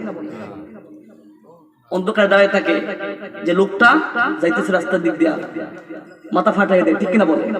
দিন এবং রাতের মধ্যে সমন্বয়ের যুদ্ধ চলে। শিক্ষা দেয়, রাত শিক্ষা দিল কি আমাদেরকে? ইবাদতের শিক্ষা। দিন শিক্ষা দিল কি? ইবাদতের শিক্ষা। আল্লাহ বলেন বন্ধু হবে ওয়াদুহা ওয়াল্লাইলি ইযা সাজা, আমি আল্লাহ পাক দিনের কসম করলাম, ওয়াল্লাইলি ইযা সাজা, রাতের নিঝুম সময়ের কসম করলাম। মা ওয়াদাআকা রাব্বুকা ওয়া মা ক্বালা, আমার আল্লাহ পাক রব্বুল আলামিন বলেন মা ওয়াদাআকা রাব্বুকা ওয়া মা ক্বালা, আপনার প্রভু আপনাকে ত্যাগ করেন নাই, আপনার প্রভু আপনাকে বলে যান নাই। জোরে বলেন সুবহানাল্লাহ। যেহেতু আবু লাহাবের স্ত্রী বলেছিল আল্লাহ রাব্বুল আলামিন নাকি নবীকে বলে গেছেন, আল্লাহ নাকি নবীকে বলে গেছেন, আমার আল্লাহ রাব্বুল আলামিন বলেন মা ওয়াদাআকা রাব্বুকা ওয়া মা ক্বালা। আল্লাহু আকবার বলেন। বন্ধু হাবিব আপনার প্রভু আপনাকে ত্যাগ করেন নাই, আপনার প্রভু আপনাকে বলে যান নাই।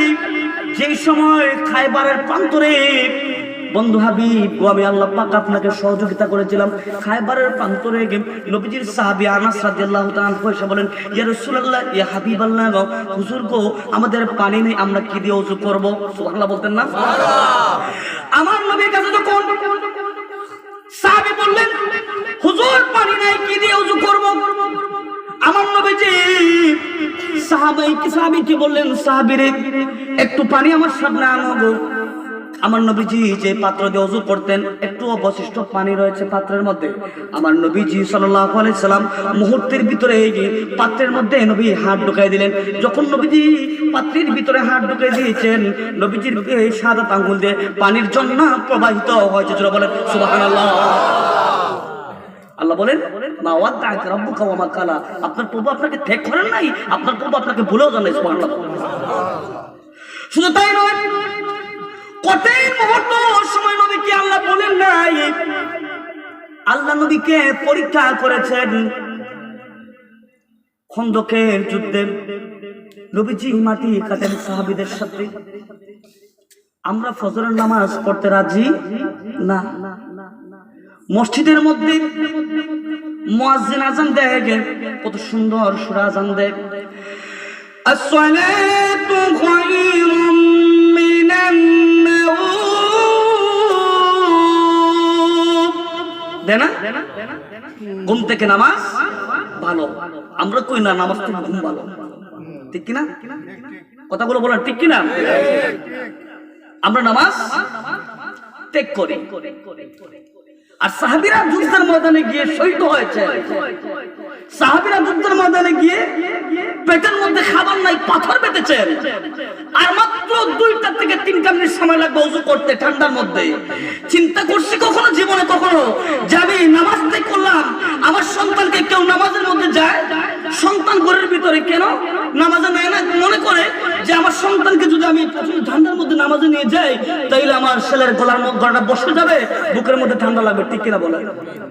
মায়া করে নামাজে নেয় না, অথচ কেউ নামাজে যায় না। চিন্তা করবেন, আপনাদের হাতে ধরে বলি, পায়ে ধরে বলি, কথাগুলো শ্রবণ করবেন। সাময়িক সময়ের জন্য আপনি নামাজ ত্যাগ করলেন, 3টা মিনিট, 5টা মিনিট, 10টা মিনিট লাগবে নামাজ শেষ করতে। ওযু থেকে শুরু করে ফজরের নামাজ আপনি নামাজ ত্যাগ করলেন, কষ্ট পাবেন। ইসলামের বিধান হলো আপনার সন্তানের বয়স হয়েছে 7 বছর, আপনি আপনার সন্তানকে নামাজের তাকিদ দেন। 7 থেকে 10 বছর পর্যন্ত আপনার সন্তানকে আপনার নামাজ শিক্ষা দেন। 10 বছর হয়েছে আপনার সন্তান নামাজ পড়ে না, আল্লাহ পাক হুকুম করে দিয়েছেন তোমার সন্তানকে তুমি প্রহার করো, মারো। সুবহানাল্লাহ বলেন। কেন? তুমি নামাজ পড়তে হবে। সন্তানকে মারি না, আদর করে মনে করি সন্তানকে যদি বেতা আঘাত করি তাইলে সন্তান বেতা পাবে, কষ্ট পাবে, নামাজে যাই না, ঠান্ডা লেগে যাবে, গোনা বসে যাবে, কষ্ট পাবো। কিন্তু পরকাল কি চিন্তা করেছি? আল্লাহ রাব্বুল আলামিন বলেছেন 2 থেকে 3টা মিনিট সময়ের জন্য ওযু করো না, সন্তানকে মারো না, সন্তানের গায়ের মধ্যে ব্যথা লাগবে, কিন্তু তুমি তোমার সন্তানকে তুমি এই প্রশ্রয় দিয়ে তোমার সন্তানকে তুমি বেনামাজি বানায় দিয়েছো। তুমি কি চিন্তা করেছো তোমার সন্তানের বয়স 15 হয়েছে, 20 হয়েছে, 25 হয়েছে, 30 হয়েছে, 70 হয়েছে, তোমার সন্তান পৃথিবীর জমিন থেকে বিদায় হয়ে যাবে, তুমি নিজে নামাজ পড়ো না।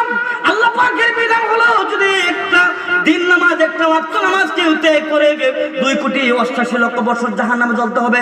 5 মিনিটের জন্য নামাজ পড়তে তুমি রাজি হইলে না, কিন্তু 2,88,00,000 বছর কেন জাহান্নামে জ্বলবা?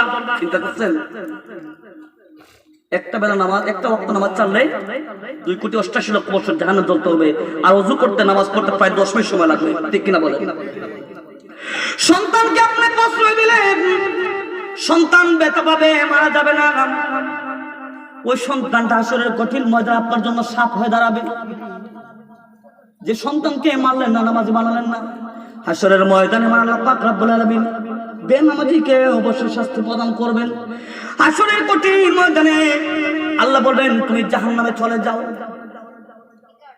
ওই জাহান্নামী ডাকতে বলবে, আপনার এই সন্তান ডাকতে বলবে কেন জাহান্নামের মধ্যে চলে যাব? আল্লাহ বলবেন তোমাকে, তোমার উপরে নামাজ পড়ছিল, তুমি নামাজ পড়ো নাই।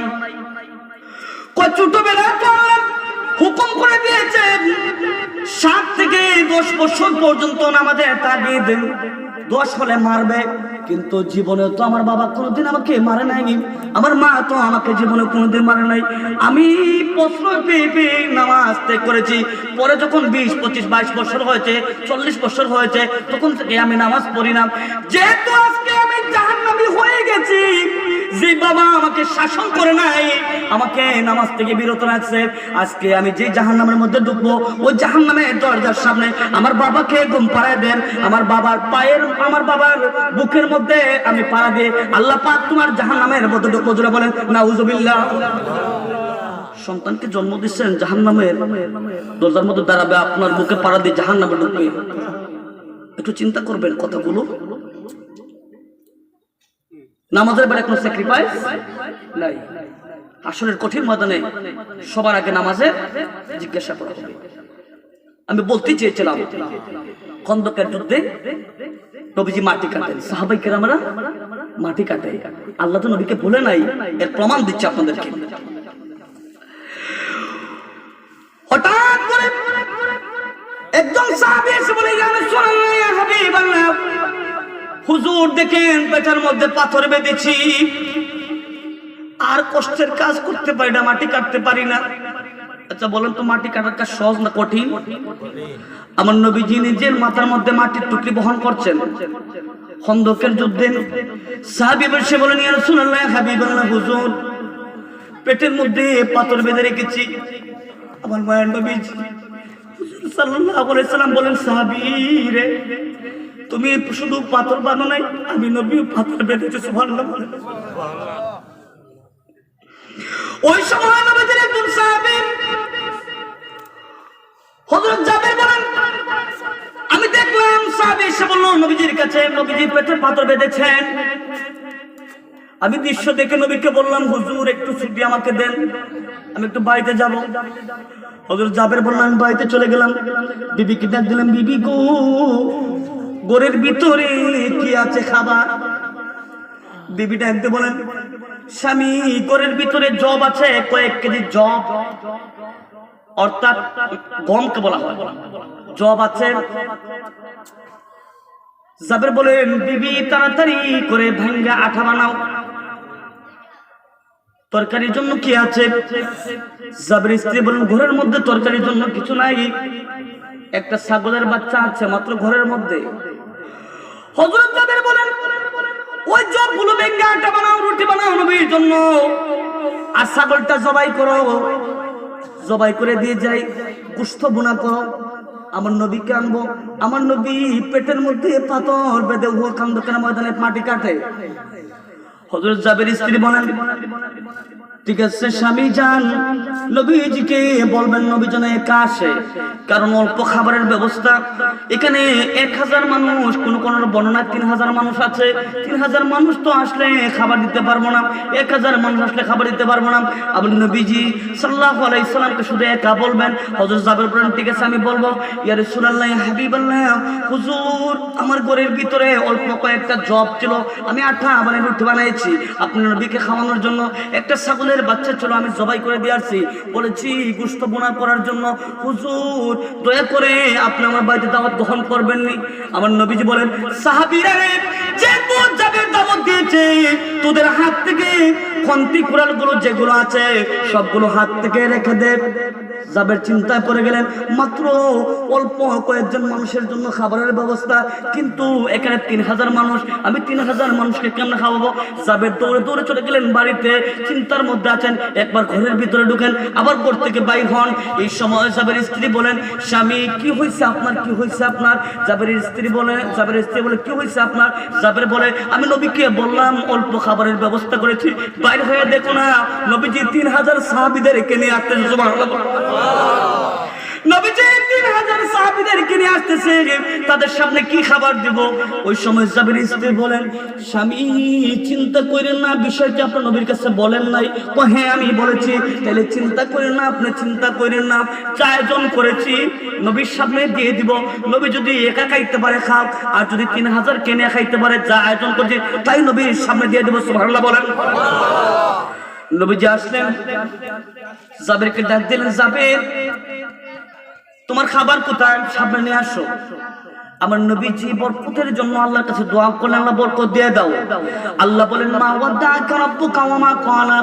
বন্ধু হাবিব গো, আপনাকে আমি আল্লাহ পাক ত্যাগ করি নাই, আপনাকে ভুলে যাই নাই, আমি আপনাকে কখনো বলি নাই, আপনাকে ত্যাগও করি নাই। আমি বন্ধু হাবিব, আপনাকে কখনো আমি আল্লাহ পাক বলবো না, অতীত বর্তমান ভবিষ্যৎ কোন কাল আল্লাহ পাক নবীকে বলেন নাই, বলবেন না, কিয়ামত পর্যন্ত বলুন। সুবহানাল্লাহ। জাবের খাবার নিয়ে আসো, নবীজি বরকতের জন্য দোয়া করলেন। যখন নবীজি বরকতের জন্য দোয়া করলেন, আমার নবীজি সাল্লাল্লাহু আলাইহি ওয়াসাল্লাম বরকতের জন্য দোয়া করলেন। জাবেরকে বলেন, জাবের তুমি একটি কাজ করো, বিসমিল্লাহির রহমানির রহিম এই বলে তুমি রুটিগুলো বিতরণ করো এবং গোশত দান করো। সুবহানাল্লাহ বলেন। হযরত জাবের বলেন, নবীর সাথে 3000 সাহাবী আসছে, আমি প্রত্যেককে 3টা করে রুটি দিলাম, পর্যাপ্ত পরিমাণ গোশত দিলাম। এরপরে জাবের বলেন, আর কোন মানুষ আছো না এলাকার মধ্যে অক্ষুধার্ত অবস্থা আছো? আমার ঘরের ভিতরে এখনো পর্যাপ্ত পরিমাণ খাবার রয়েছে। সুবহানাল্লাহ বলেন। আমার নবীজি বলেন, জাবের গোশতগুলো দাও। সাহাবীদেরকে বললেন, সাহাবীরা নেন গোশতগুলো খাইবা, কিন্তু হাড়ের মধ্যে স্পর্শ করতে পারবা না, হাড়গুলো এক জায়গার মধ্যে জমা রাখো। যখন খাবার শেষ হয়ে গেল, 3000 অর্থাৎ 9000 মানুষকে খাবার খেয়েছে একটা ছাগলের বাচ্চা থেকে, এমনকি 3 কেজি প্রায় 3 কেজি জব থেকে। আমার নবীজি বললেন, হাড়ের মধ্যে কখনো মুখ লাগাইবে না, স্পর্শ করবা না। এইখানে দেখা গেল হাড়গুলো একত্র করে রাখা হয়েছে। আমার নবীজির খাবার দেওয়া সবার খাবার দেওয়া শেষ, এবার সময় নবীজির সামনে হাড়গুলো হেনে হাজির করা হয়েছে। ইয়া রাসূলুল্লাহ, আপনি বলেছিলেন হাড়গুলো স্পর্শ করতাম না, আমরা করি নাই এই হাড়গুলো। আমার নবীজি বলেন, যে জাবেরের একটা মাত্র ছাগল ছিল তোমার নবীকে খাওয়ানোর জন্য, এই ছাগলটাকে জবাই করেছে, তোমার নবীকে মেহমানদারি করাইলো। 3 থেকে 4 কেজি জব ছিল, ভেঙে আটা বানায় রুটি বানায় খাওয়াইলো। প্রভু তোমার কাছে চাই, তুমি কি জাবেরের ছাগলটা ফেরত দিতে পারো না? সুবহানাল্লাহ বলেন না, এত জোরে বলেন সুবহানাল্লাহ। তুমি কি ছাগলটা ফেরত দিতে পারো না? দেখে গেল রান্না করা হাড়গুলো মুহূর্তের ভিতরে কঙ্কালে পরিণত হয়েছে। সুবহানাল্লাহ বলেন। নবীজি বলেন, আরো কিছুক্ষণ পরে তাকায় দেখলাম এই কঙ্কাল, ছাগলের হাড়ের কঙ্কালটা গোশতে ভরাট হয়ে গেছে। আরো কিছুক্ষণ পরে দেখলাম চামড়া, সুন্দর চামড়াওয়ালা একটা ছাগল ঘুমায় আছে। শুধু তাই নয়, আল্লাহ বলেন, বন্ধু হাবিব আপনি চেয়েছেন ছাগল, আমি জাবেরকে এমন একটা সম্মান দিলাম, আমি জাবেরকে এমন একটা পুরস্কার দান করলাম, আমি আল্লাহ পাকের পক্ষ থেকে জাবেরের জন্য ছাগল চেয়েছেন, আমি ছাগল দিয়েছি। কেমন ছাগল দিয়েছি? ছাগলের স্তনের মধ্যে একটার মধ্যে টান দিলে বের হয় দুধ, আরেকটার মধ্যে টান দিলে বের হয় মধু। সুবহানাল্লাহ বলেন। আল্লাহ বলেন, মা ওয়াদাকা রাব্বুকা ওয়া মা কালা, আপনার প্রভু আপনাকে ত্যাগ করেন নাই, আপনার প্রভু আপনাকে বলে যান নাই। আল্লাহ রাব্বুল আলামিন বলেন, ওয়ালাল আখিরাতু খায়রুল লাকা মিনাল উলা।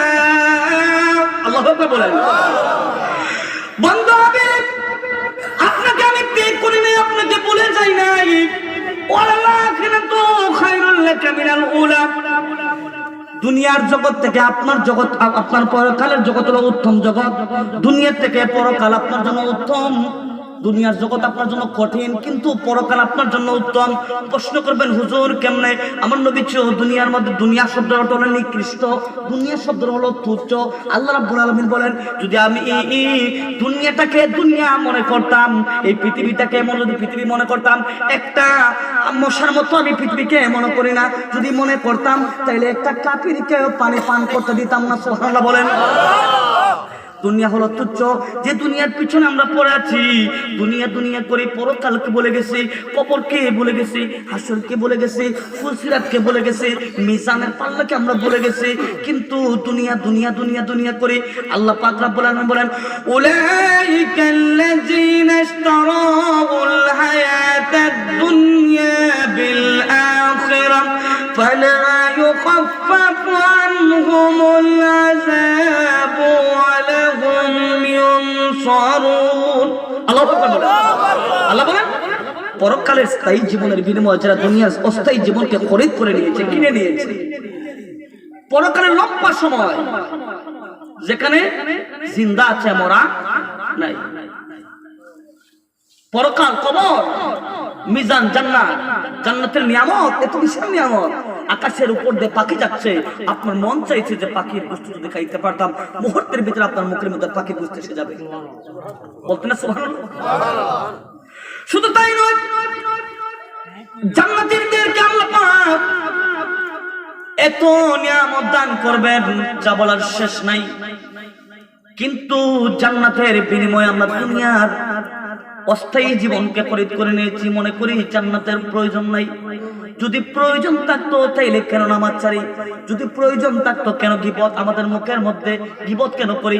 যদি প্রয়োজন থাকতো আমাদের জান্নাতের তাইলে কেন ঘুষ খাই? যদি প্রয়োজন থাকতো জান্নাতের আমাদের মধ্যে তাইলে কেন সুদ খাই? কেমনে একজন মানুষ আরেকজন মানুষের সাথে ঝগড়া সৃষ্টি করে দেয়, গীবত করি, পর নিন্দা করি, পর সমালোচনা করি, মুনাফিক করি, মিথ্যা কথা বলি, ঠিক কিনা বলেন? তাহলে প্রমাণিত হয়ে গেল পরকালকে আসলে বিশ্বাস করি না, আল্লাহ জান্নাতের কথা বিশ্বাস নাই। আল্লাহ বলেন উলাইকা আল্লাযিনা ইশতারাউল হায়াতাদ দুনিয়া বিল আখিরাহ ফালা ইউখাফফু আনহুমুল আযাবু ওয়া লাহুম ইউনসারুন। একটু জিকির করে আল্লাহ আল্লাহ জোরে জোরে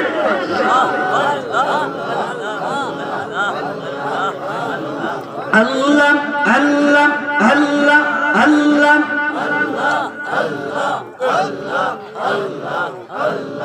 আল্লাহ আল্লাহ আল্লাহ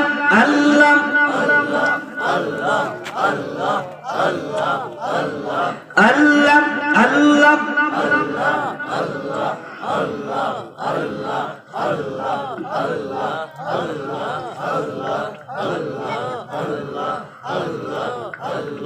মাশাআল্লাহ আল্লাহ আল্লাহ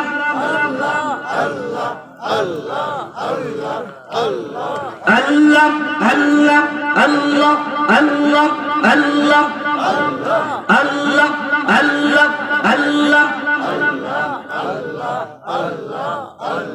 লা ইলাহা ইল্লাল্লাহ মুহাম্মাদুর রাসূলুল্লাহ সাল্লাল্লাহু আলাইহি ওয়াসাল্লাম। আমার বন্ধুরা বলতে চেয়েছিলাম আল্লাহ বলেন ওয়ালাল আখিরাতু খায়রুল লাকা মিনাল উলা। বন্ধু হাবিব, দুনিয়া জগৎ থেকে আখিরাতের জগৎ আপনার জন্য উত্তম জগৎ। কেমন উত্তম জগৎ গো বন্ধু? হাসরের কঠিন ময়দান যেদিন কায়েম হয়ে যাবে আপনার জন্য কেমন পাওয়ার আমি আল্লাহ পাক হাসরের কঠিন ময়দানে রেখে দিয়েছি। হাসরের কঠিন ময়দান কায়েম হয়ে যাবে, মাথার 9 ইঞ্চি উপরে সূর্য চলে আসবে, অর্ধ হাত উপরে সূর্য চলে আসবে, মানুষের মাথার থেকে মগজগুলো বের হয়ে কারো হাঁটু কারো বুক পর্যন্ত, কেউ পুজের মধ্যে এই উত্তপ্ত পুজের মধ্যে মানুষের সাঁতার কাটবে, মানুষের শরীরটা গলে যাবে, পানি হয়ে যাবে, বন্যা হয়ে যাবে। ওই হাসরের কঠিন ময়দানে যেদিন বিপদে পড়ে যাব আল্লাহ বলেন ওয়ালাল আখিরাতু খায়রুল লাকা মিনাল উলা। বন্ধু হাবিব গো, দুনিয়ার জগৎ থেকে আখিরাতের জগৎ আপনার জন্য উত্তম জগৎ, শ্রেষ্ঠ জগৎ। কেমন শ্রেষ্ঠ জগৎ? হাসরের কঠিন ময়দানে যেদিন এই বিপদে পড়ে যাব আমরা সকল চলে যাব হযরত আদম আলাইহিস সালামের কাছে। আমাদের আদি পিতার নাম কি? আদম আলাইহিস সালাম। আল্লাহ পাকের প্রথম নবী আমাদের আদি পিতা। যখন চলে যাব আদি পিতা আদম আলাইহিস সালামের কাছে, বাবা আদম বিপদের মধ্যে পড়েছি, আপনি যদি পৃথিবীতে না যাইতেন আমরা পৃথিবীতে আসতাম না। এখন কঠিন বিপদের মধ্যে পড়েছি, মাত্র 9 ইঞ্চি উপরে সূর্য, কেমনে সহ্য করব? এই পৃথিবীর জমিন থেকে 4র্থ নম্বর আসমানের মধ্যে সূর্য এখন অবস্থায়, এখনো চৈত্র মাসের রোদ দাঁড়াইতে পারি না। ওই সময় কিন্তু মাত্র 9 ইঞ্চি উপরে সূর্য চলে আসবে। একটু চিন্তা করছেন নি পরকালের কথা? ওই সময় তাম পৃথিবীর সমস্ত নবীর সমস্ত উম্মতগুলো পাগল পাড়া হয়ে যাব, বেহুশ হয়ে যাব, চলে যাব আদম আলাইহিস সালামের কাছে। বাবা আদম, এই কঠিন বিপদের মধ্যে পড়েছি, একটু সাহায্য করেন আমাদেরকে। আদম বলবেন লাস্তুলাহা, আমি পারবো না। কেন পারবেন না? আপনি তো আদি পিতা, আপনি কেন পারবেন না সাহায্য করতে? তিনি বললেন লাস্তুলাহা, আমি পারবো না। কেন পারবেন না? আদম আলাইহিস সালাম বলবেন এই কারণে আমি পারবো না। আল্লাহ বলেছেন লা তাকরাবা হাযিহি শাজারা, ওই গাছের নিকটে যাইও না। কিন্তু আমার আল্লাহ পাকের কথাকে অমান্য করে গাছের ফল খাইছি, আমি আল্লাহর কাছে লজ্জিত, পারবো না। চলে যাও তোমরা নূহ নবীর কাছে, আমরা চলে আসবো আল্লাহর পয়গম্বর নূহ, যিনি রাসূলদের মধ্যে প্রথম রাসূল। নূহ নবীর কাছে আসবো, আল্লাহর পয়গম্বর নূহ বিপদের মধ্যে পড়েছে, সাহায্য করেন। নূহ নবী বলবেন লাস্তুলাহা, আমি পারবো না। আপনি কেন পারবেন না? নূহ নবী যখন 950 বছর কলিমার দাওয়াত দিয়েছিলেন, কেউ কলিমার দাওয়াত গ্রহণ করে নাই। শেষ পর্যন্ত নূহ নবী অতৃষ্ট হয়ে গেলেন। আল্লাহর কাছে বলেন ওয়াকালা নূহ রাব্বি লা তাসআর আলাল কাফিরিনা দাইয়ারা, সমস্ত কাফেরকে ধ্বংস করে দাও। আল্লাহ দোয়া কবুল করেছেন, সুবহানাল্লাহ বলেন। এখানে একটা পয়েন্ট আছে, নবী ছিলেন মুস্তাজাবুদ দাওয়া, যখন আল্লাহর কাছে যা চাইতেন সঙ্গে সঙ্গে দোয়া কবুল হতো নবীদের, সুবহানাল্লাহ বলেন। যখন যা চাইতেন মুহূর্তের ভিতরে কবুল হইতো। হযরত নূহ নবী অতিষ্ঠ হয়ে গেলেন, দাওয়াত দেন, দাওয়াত গ্রহণ করে না 950 বছর। আল্লাহকে বলেন আল্লাহ ধ্বংস করে দাও। আল্লাহ বলেন নূহ নৌকা তৈরি করো। অনেক লম্বা আলোচনা, সেদিকে যাচ্ছি না। নূহ নবী বলবেন আমি পারবো না, আল্লাহ বন্যা দিয়ে দিলেন। বন্যার সময় ওনার ছেলে কেনান ছিল, আল্লাহ বল কাছে দোয়া করেছিলেন সমস্ত কাফেরকে ধ্বংস করে দাও। যখন দোয়া করলেন দোয়া কবুল করেছেন। ওনার ছেলে কেনান ছিল কাফের, ওনার সামনে যখন ছেলেটা মারা যাচ্ছে পায়ের মধ্যে বেশে বেশে, ওই সময় তিনি একটু দুঃখ প্রকাশ করলেন মনের মধ্যে। আল্লাহ সমস্ত কাফেরকে ধ্বংস করে দিল, সাথে সাথে আমার সন্তানটাকে ধ্বংস করে দিল। আল্লাহ কয় নূহ কি দোয়া করছিলা, সমস্ত কাফেরকে ধ্বংস করো, তোমার ছেলে কাফের ছিল না? এই কথার কারণে নূহ নবী বলেন আমি লজ্জিত, রাসূলুল্লাহ আমি পারবো না, তুমি চলে যাও হযরত ইব্রাহিম আলাইহিস সালাম কাছে। সুবহানাল্লাহ বলেন। আমরা চলে যাবো ইব্রাহিম ইসলামের কাছে। ইব্রাহিম ইসলাম বলবেন আজকের কঠিন দিনে আমি তোমাদেরকে সাহায্য করতে পারবো না। কি কারণে আপনি সাহায্য করতে পারবেন না, কারণটা কি? ইব্রাহিম ইসলাম বলবেন এই কারণে পারবো না যে আমি জীবনে একটা মিথ্যা কথা বলেছিলাম। আসলে কিন্তু হিকমত অনুসারে পয়গম্বররা কখনো মিথ্যা কথা বলে না। মানুষের দৃষ্টিতে মিথ্যা হতে পারে, কিন্তু হিকমত ছিল অন্যটা। যখন আজর বলে গেল ইব্রাহিম ইসলামকে বাবা এই মূর্তিগুলোকে খাবার দিবা, যাওয়ার পরে তিনি সবটি মূর্তিকে কোড়াল দিয়ে ভাঙলেন। এর মধ্যে বড় একটা ছিল, তার কাঁধের মধ্যে কোড়াল রেখে দিলেন। আজর আসলো, এই অবস্থা কি? ইব্রাহিম ইসলাম বললেন তোমাদের মধ্যে বড়টা ভাঙছে। নাউজুবিল্লাহ বলতেন না? কিন্তু একমত ছিল। তাফসীরের কিতাবের মধ্যে আছে এই কথা বলার উদ্দেশ্য ছিল তারা ছিল কাফের, তারা ছিল ছোট নিম্নমানের। আর ইব্রাহিম আলাইহিস সালাম আল্লাহর খলিল ছিলেন, বন্ধু ছিলেন। সুবহানাল্লাহ বলেন। উনি ছিলেন নবী, তাদের মধ্যে বড়। কথা বলেছেন হিকমতে। তিনি বলবেন এই যে মিথ্যা কথা বলছি যার কারণে আমি লজ্জিত, রাসূলুল্লাহ পারবো না। চলে যাব মুসা নবীর কাছে, চলে যাব মুসা নবীর কাছে। আল্লাহর পয়গম্বর জলিল কদর পয়গম্বর মুসা, আপনার তো অনেক মর্যাদা আছে, আপনার স্বয়ং আল্লাহর সাথে কথা বলতেন তুর পাহাড়ে গিয়ে। আজকে বিপদে পড়েছি, আমাদেরকে সাহায্য করেন। মুসা নবী বলবেন আমি পারবো না। কেন আপনি পারবেন না? কি কারণে পারবেন না? কি উদ্দেশ্যে পারবেন না? হযরত মুসা আলাইহিস সালাম বললেন আমি এই কারণে পারবো না, আমি নিজ হাতে খুন করেছি। কি করেছি? খুন করেছি। ফেরাউন যখন আইন করেছিল যে মুসার সংবাদ যে আমার কাছে দিতে পারবা, কোন জায়গায় আছে, তাকে বিশাল পুরস্কার দান করবে। ওই সময় মুসা আলাইহিস সালাম ফেরাউনের লালন পালন ছিলেন। এই ফেরাউনের বাবুর্চি যে রান্না করতো, বাবুর্চি মুসা নবীর সামনে হাজির। চিন্তা করবেন মুসা নবী যে ফেরাউন আইন করেছে যারা আমি মুসার সংবাদ দিতে পারবে তাকে বিশাল পুরস্কার দিবে। এখন দেখতেছি আমার শত্রু আমার সামনে, ফেরাউনের বাবুর্চি আমার সামনে। মুহূর্তের ভিতরে ঘুষি মারছেন, ঘুষি মারার সাথে সাথে তিনি দুনিয়ার জমিন থেকে সে বিদায় হয়ে গেছে। মুসা নবী বলেন রাসূলুল্লাহ আমি পারবো না, তোমরা চলে যাও, তোমরা চলে যাও। হযরত ঈসা আলাইহিস সালামের কাছে ঈসা আলাইহিস সালাম বলবেন রাসূলুল্লাহ আমি পারবো না, তোমরা চলে যাও মুহাম্মাদুর রাসূলুল্লাহর কাছে। যারা বলেন সুবহানাল্লাহ। আল্লাহ বলেন ওয়ালাল আখিরাতু খায়রুল লাকা মিনাল উলা, দুনিয়ার জগৎ থেকে আখিরাতের জগৎ আপনার জন্য উত্তম। কেমন উত্তম? ওয়ালাসাউফা ইউতিকা রাব্বুকা ফাতারদা। আল্লাহু আকবার বলেন। পরকালে হাসরের কঠিন ময়দানে আপনার পরকাল কেমন উত্তম আমি আল্লাহ কথা দিলাম, আমি আল্লাহ পাক কথা দিলাম ওয়ালাসাউফা ইউতিকা রাব্বুকা ফাতারদা। বন্ধু হাবিব গো, পরকালে আমি আপনাকে এত পরিমাণ নিয়ামত দান করব, যে নিয়ামত পাওয়ার পরে আপনার নবী সন্তুষ্ট হয়ে যাবেন। জোরে বলেন সুবহানাল্লাহ। আপনাকে আমি নৈরাশ করবো না হাসরের কঠিন ময়দানে, আপনি যা চাইবেন তাই দিব।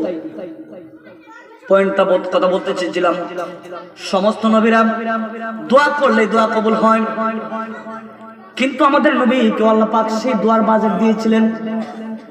সমস্ত নবীকে আল্লাহ যা দিয়েছিলেন, আপনার নবী আমার নবীকে আল্লাহ তা দিয়েছেন, কিন্তু আমাদের নবীকে আল্লাহ পাক অপশনাল ভাবে যা দিয়েছেন, অন্য কোনো পয়গম্বরকে তা দেন নাই। জোরে বলেন সুবহানাল্লাহ।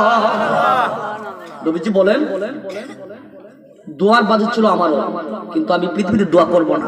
সুবহানাল্লাহ বলতেন না? হাসরের কঠিন ময়দানে আমরা উম্মতরা বিপদে পড়ে যাবে, সেদিন আমি দোয়া করবো আল্লাহর কাছে। সুবহানাল্লাহ বলেন। ওই দিন দোয়া করব, ওই দোয়া করে আমি হাসরের কঠিন ময়দানে আমার কোটি কোটি উম্মতকে শাফায়াত করে আমি নবী আল্লাহ পাকের জান্নাতে পৌঁছাই দেব। জোরে বলেন সুবহানাল্লাহ। আল্লাহ বলেন আসায়াবুসাকা রাব্বুকা মাকামান মাহমুদা। আল্লাহু বলেন বন্ধু হাবিব, আমি বলেছি ওয়াল আখিরাতু খায়রুল লাকা মিনাল উলা। দুনিয়ার জগৎ থেকে আখিরাতের জগৎ আপনার জন্য উত্তম জগৎ, শ্রেষ্ঠ জগৎ। কেমন উত্তম জগৎ গো বন্ধু? আমি আল্লাহ পাক রব্বুল আলামিন কথা দিলাম, আমি অতি নিকটে আমি আপনাকে মাকাম মাহমুদার মধ্যে দাঁড় করাইব। জোরে বলেন সুবহানাল্লাহ। সমস্ত নবীদের দরবার থেকে ফিরে আসবো, চলে যাব নবীদের কাছে, মুহাম্মদ সাল্লাল্লাহু আলাইহি ওয়াসাল্লামের কাছে। ওই সময় মায়ের নবীজি মাকাম মাহমুদার সামনে নবীজি আল্লাহ পাকের কুদরতি কদমের মধ্যে সিজদায় পড়ে যাবেন। আমার নবী যখন সিজদায় পড়ে যাবে, আল্লাহ বলবেন বন্ধু হাবিব সাদতুতা, আজকে আমার কাছে যা চাইবেন আমি আপনাকে নৈরাশ করব না। বন্ধু আপনি যা চান, আপনি মাথা উত্তোলন করুন। হাসরের কঠিন ময়দানে, হাসরের কঠিন ময়দান আমি আল্লাহ পাক কায়েম করেছি। আপনার কান্নার দিন নয়, আপনি দুনিয়ার জমিনে অনেক কাঁদছেন, আমি আল্লাহ পাক রব্বুল আলামিন হাসরের কঠিন ময়দান কায়েম করেছি আপনার সম্মানকে বাড়ানোর জন্য। জোরে বলেন সুবহানাল্লাহ। আপনি শাফায়াত করেন, আপনাকে সুপারিশের দায়িত্ব দিয়ে দিলাম। এই জন্য সূরা কাউসারের মধ্যে আসছে ইন্না আ'তাইনাকাল কাউসার। বন্ধু হাবিব গো, আমি আপনাকে কাউসার দান করেছি, এর মানে আপনাকে শাফায়াতের কুবরা দান করেছি। বলেন সুবহানাল্লাহ। আসলে কঠিন ময়দান যখন কায়েম হয়ে যাবে, আমার নবীজি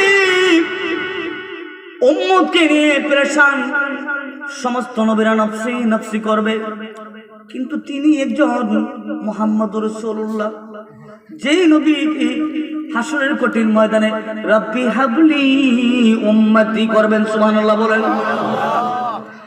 আল্লাহ বলেন বন্ধু হাবিব আপনি শাফায়াত করতে থাকেন, পারমিশন দিয়ে দিলাম।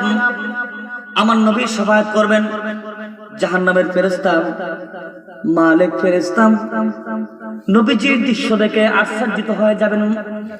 মালিক ফেরেশতা বলবেন আমার আল্লাহ পাক এই হাসরের কঠিন ময়দানে কাহার ছিলেন। আল্লাহ কিন্তু কাহারের উদ্ধারণ করবে হাসরের কঠিন ময়দানে।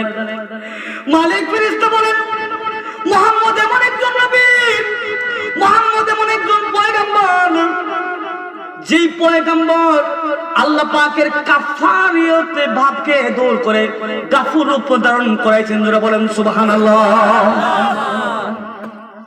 আল্লাহ বলেন ওয়ালাল আখিরাতু খায়রুল লাকা মিনাল উলা।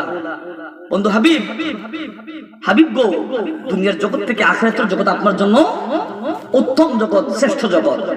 আল্লাহ বলেন আলাম ইয়াজিদকা ইয়াতীমান ফাআওয়া।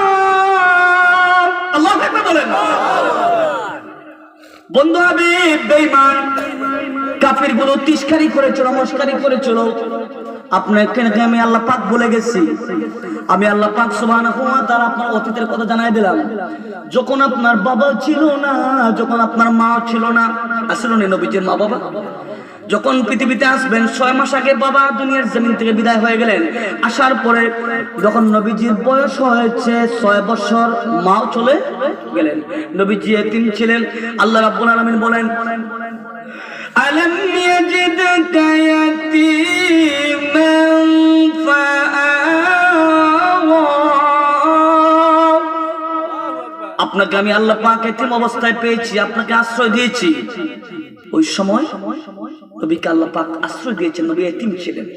কথা কার? আল্লাহ। কথাটি কার? আল্লাহ বলেন আলম ইয়াজিদকা ইয়াতীমা ফাআওয়া। বন্ধু হাবিব কো, আপনি ছিলেন এতিম। আপনি কি ছিলেন?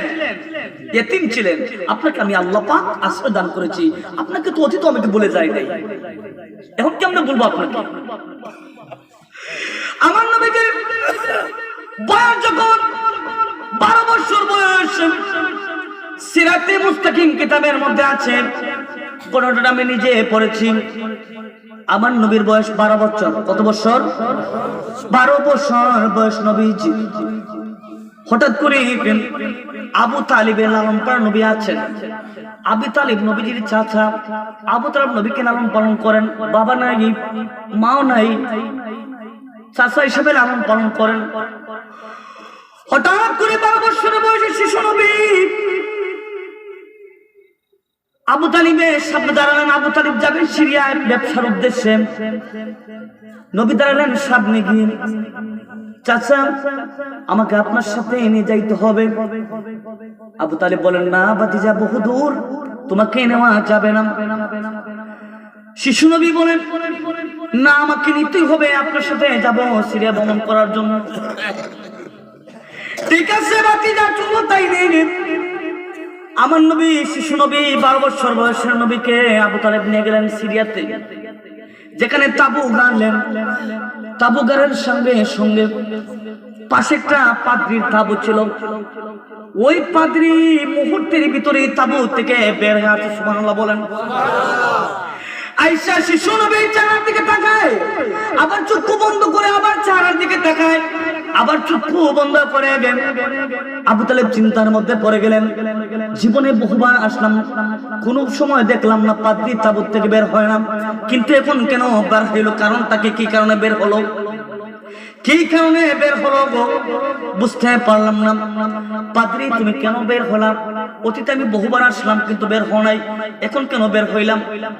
ওই সময় পাদ্রী ডাকতে বলে, আবু তালেব তুমি কি লক্ষ্য করো নাই? আমি একবার এই ছেলের দিকে তাকাই, এই ছেলেটা তোমার কি হয়?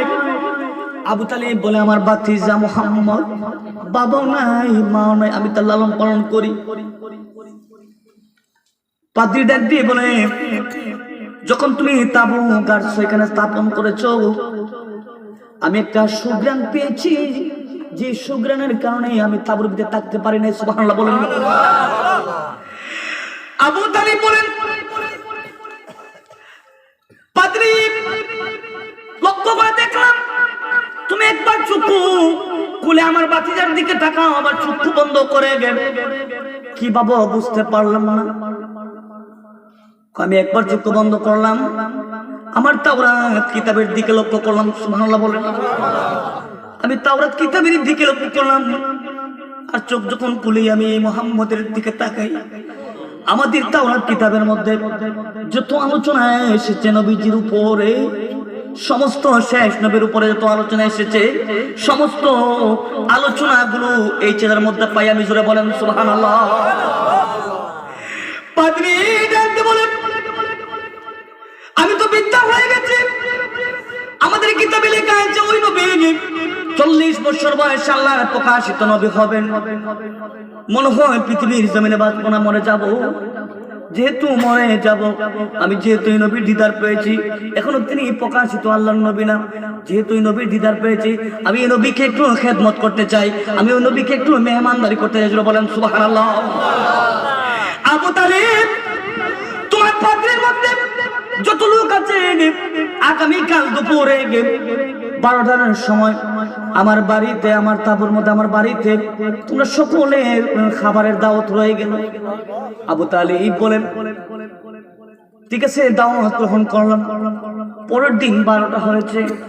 আবু তালেব বলেন, ভাতিজা মুহাম্মদ শিশু সন্তান বাতিজা তুমি তাঁবুর মধ্যে থাকো, আমরা যারা বড় মানুষগুলো আছি আমরা সকল চলে যাই, খাওয়া খেয়ে আসবো পাদ্রীর বাড়ি থেকে, তুমি পরে যাইবা। শিশু নবী বলেন ঠিক আছে। আবু তালিব সকল লোকদেরকে নিয়ে গেলেন পাদ্রীর বাড়ির সামনে। ডাক দিলেন, পাদ্রী কই? পাদ্রী একটা গাছের ছায়ার নিচে বসাইলো। এই গাছের ছায়ার নিচে বসে যান। হঠাৎ করে পাদ্রী চতুর্দিকে তাকায়, যে শিশু নবীর কারণে খাবারের আয়োজন করলাম এই শিশু নবীকে চোখে দেখতেছে না। আবু তালিব রে, আবু তালিব তোমার ভাতিজা মুহাম্মদ কোথায় আছে? ওই সময় আবু তালিব বলেন, ভাতিজা মুহাম্মদকে তাঁবুর মধ্যে রেখে আসছি। যদি তোমার ভাতিজা মুহাম্মদের কারণে খাবারের আয়োজন করেছি, যদি তোমার ভাতিজা মুহাম্মদকে না আনো তোমরা কাউকে আমি খাবার দিব না। সুবহানাল্লাহ বলেন।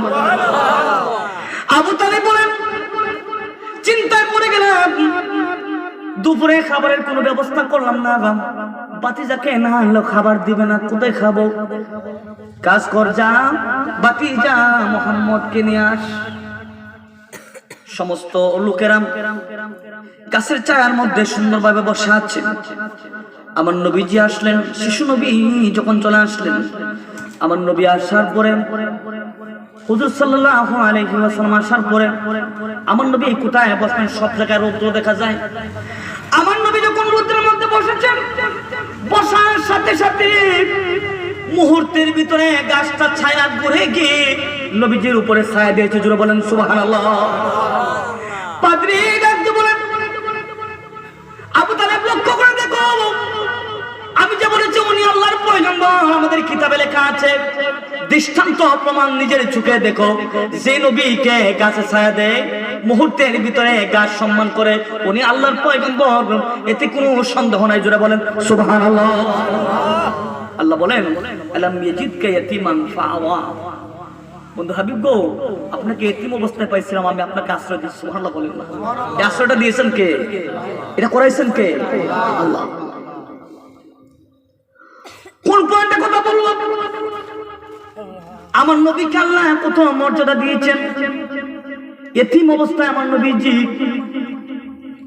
আব্দুল মুত্তালিব নবীর দাদা, আবুল হাব সহ নবীজির চাচা যারা আছে, আব্দুল মুত্তালিব যা ছেলেরা যা রে যা যা, উটগুলো বাহিরে আছে, এগুলোকে খুঁজে নিয়ে আস। বড় বড় নবী চাচাগুলো উপযুক্ত বয়সে সন্তানাদি আছে, পরিপূর্ণ বুঝের মানুষ, যায় গিয়ে ঘন্টা খানিক খুঁজে উঠকে কিন্তু কোনো জায়গায় পায় না। চলে আসে আবার আব্দুল মুত্তালিবের কাছে, এসে কয়, আব্বা বিভিন্ন জায়গার মধ্যে গিয়েছি কিন্তু উটটা খুঁজে পাই না।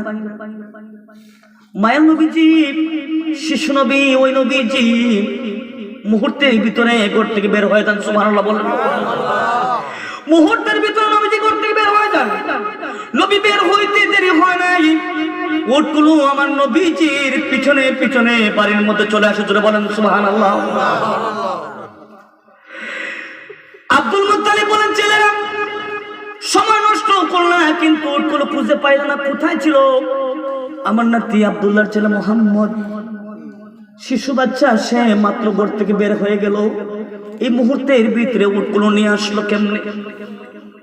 নাতি মুহাম্মদ, কেমনে তুমি উটগুলো আনলা? মুহাম্মদ সাল্লাল্লাহু আলাইহি ওয়াসাল্লাম শিশু নবী, তিনি বলেন, দাদু ভাই আমি উটকে খুঁজি নাই, আমি দেখি গিয়ে উটগুলো আমি নবীকে খুঁজে। জোরে বলেন সুবহানাল্লাহ। আল্লাহ বলেন, আলাম ইয়াজিদকা ইয়াতীমান ফাআওয়া। আপনি এতিম অবস্থায় পাইছিলাম, আমি আল্লাহ পাক আপনাকে আশ্রয় দান করেছি। আমি আপনাকে এতিম অবস্থায় পাইছিলাম, আমি আপনাকে আশ্রয় দান করেছি, আপনি আপনাকে লালন পালন করেছি। আল্লাহ পাক বলেন, ওয়াজদাকা দাল্লান ফাহাদা। আল্লাহ পাক বলেন না, বন্ধু হাবিব আমি আপনাকে সঠিক রাস্তা দেখাই দিয়েছি, প্রশ্ন করবেন হুজুর নবী কি খারাপ রাস্তা চলতেন? অবশ্যই না। আমার নবীজি সাল্লাল্লাহু আলাইহি সাল্লাম জন্ম থেকে পৃথিবীতে আসার পর থেকে শুরু করে নবীজির 40 বছর পর্যন্ত আমার নবীর আদর্শের মধ্যে কোনো প্রকারের কোনো কলঙ্কের দাগ ছিল না। জোরে বলেন সুবহানাল্লাহ। যেই যুগে নবী পৃথিবীতে আসলেন ওই যুগটা ছিল ইয়ামে জাহিলিয়াত যুগ, অজ্ঞতার যুগ, বর্বরতার যুগ। কাফেরের মধ্যে নবী আসছিলেন, নবীকে সঠিক রাস্তা দেখানে বলা কোনো মানুষ ছিল না। আমার নবীজি চিন্তা করে করেন, আমার নবীজি সঠিক পথের মধ্যে ছিলেন। আমার নবীজি যখন নবীর উপরে আল্লাহ পাক ওহী নাজিল করবেন, কোরআন নাজিল করবেন, আমার নবীজি হুজুর সাল্লাল্লাহু আলাইহি সাল্লাম হেরা গুহার মধ্যে একটা গর্তের পাহাড়ের উপরে একটা গর্তের ভিতরে যেন থাকতেন। যারা আল্লাহর ওলি হয়েছেন পাহাড়ের মধ্যে যাইবেন গভীর রাতে, সেখানে আল্লাহর রহমত নাজিল হয়। সুবহানাল্লাহ বলেন। যারা আল্লাহর ওলি হয়েছেন হযরত শাহজালাল উনি পাহাড়ের মধ্যে আছেন, ঠিক কিনা বলেন? অনেক ওলি আল্লাহদের মাজারে দেখা যায় পাহাড়ের মধ্যে নবী ধ্যান করতেন, পাহাড়ের মধ্যে নবী ধ্যান করতেন, পাহাড়ের মধ্যে। আমার নবীজি ধ্যানের মধ্যে আছেন পাহাড়ের মধ্যে। ওই সময় নবীর 40 বছর বয়স হয়েছে। আল্লাহ বলেন ইকরা বিসমি রাব্বিকাল্লাযী খালাক। চিৎকার দিয়ে বলেন সুবহানাল্লাহ। ইকরা বিসমি রাব্বিকাল্লাযী খালাক। আল্লাহ বলেন বন্ধু হাবিব, ও নবী, ও নবী, ও ওয়াজদাকা দাল্লান ফাহাদা। বন্ধু হাবিব গো, আমি আপনাকে সঠিক রাস্তাকে সুগম করেছি। আল্লাহ রাব্বুল আলামিন বলেন ওয়াজদাকা আইলান ফাগনা। বন্ধু হাবিব গো, আপনি ছিলেন গরিব। আপনি ছিলেন কি? আপনি ছিলেন গরিব, কিন্তু আমি ভাইয়া একটা মিনিট শেষ করছি। আল্লাহ বলেন ওয়াজদাকা আইলান ফাগনা। বন্ধু আপনি ছিলেন গরিব, আমি আপনাকে সম্পদশালী বানাইছি। সুবহানাল্লাহ বলেন। আপনাকে ধনী বানিয়েছি। আল্লাহ পাক রব্বুল আলামিন বলেন ফাআম্মাল ইয়াতীমা ফালা তাকহার। আপনার সামনে যখন এতিম আসবে এতিমকে আপনি ধমক দিবেন না। আমাদের দেশে এতিমের সম্পদ মাইরা খায়, ঠিক কিনা বলেন? অনেক নেতা আছে সমাজের মধ্যে এতিমদের সম্পদ চাল করে বেড়ে বেড়ে খায়, এতিমরা সঠিক বিচার পায় না। আল্লাহ রাব্বুল আলামিন বলেন ওয়া আম্মাসাইলা ফালা তানহার। যখন কোনো ভিক্ষুক আপনার কাছে ভিক্ষা চাইবে, বন্ধু হাবিব আপনি তাইমে ধমক দিবেন না, তিরস্কার করবেন না। কারণ সকালে বাদশা বিকালে ফকির বানায় কে? আল্লাহ। সকালে তুমি বাদশা বিকালে ফকির বানায় কে? সকালে তুমি ফকির বিকালে বাদশা বানায় দেখে আল্লাহ। আবার আল্লাহ পাক রব্বুল আলামিন বলেন বন্ধু হাবিব গো ওয়া আম্মাসাইলা ফালা তানহার।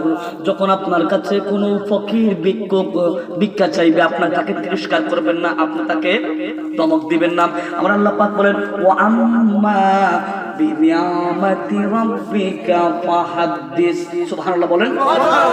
আমার আল্লাহ বলেন আমি আল্লাহ পাকের যত নিয়ামতগুলো আছে তোমরা তোমার রবের সমস্ত নিয়ামতগুলোকে স্বীকার করো। সুবহানাল্লাহ বলেন। তোমরা তোমার সেই মহান রবের নিয়ামতগুলোকে তোমরা স্মরণ করো, স্বীকার করো, কৃতজ্ঞতা প্রকাশ করো। যাই হোক হাজিরিন, এসেছি আমি কুমিল্লাতে আছি, আমার জন্য দোয়া করবেন। আমি যাওয়া আশা করি আল্লাহ যেন বিভিন্ন স্ক্রিন থেকে বিপদ থেকে আমাদেরকে হেফাজত করেন। সকল আল্লাহুম্মা আমিন। যা আলোচনা করলাম আলোচনাগুলো আমাদের বাস্তব জন্য আমল করতে পারে আল্লাহ যেন তৌফিক দান করেন। ওয়া আখিরু দাওয়ানা আলহামদুলিল্লাহি রাব্বিল আলামিন।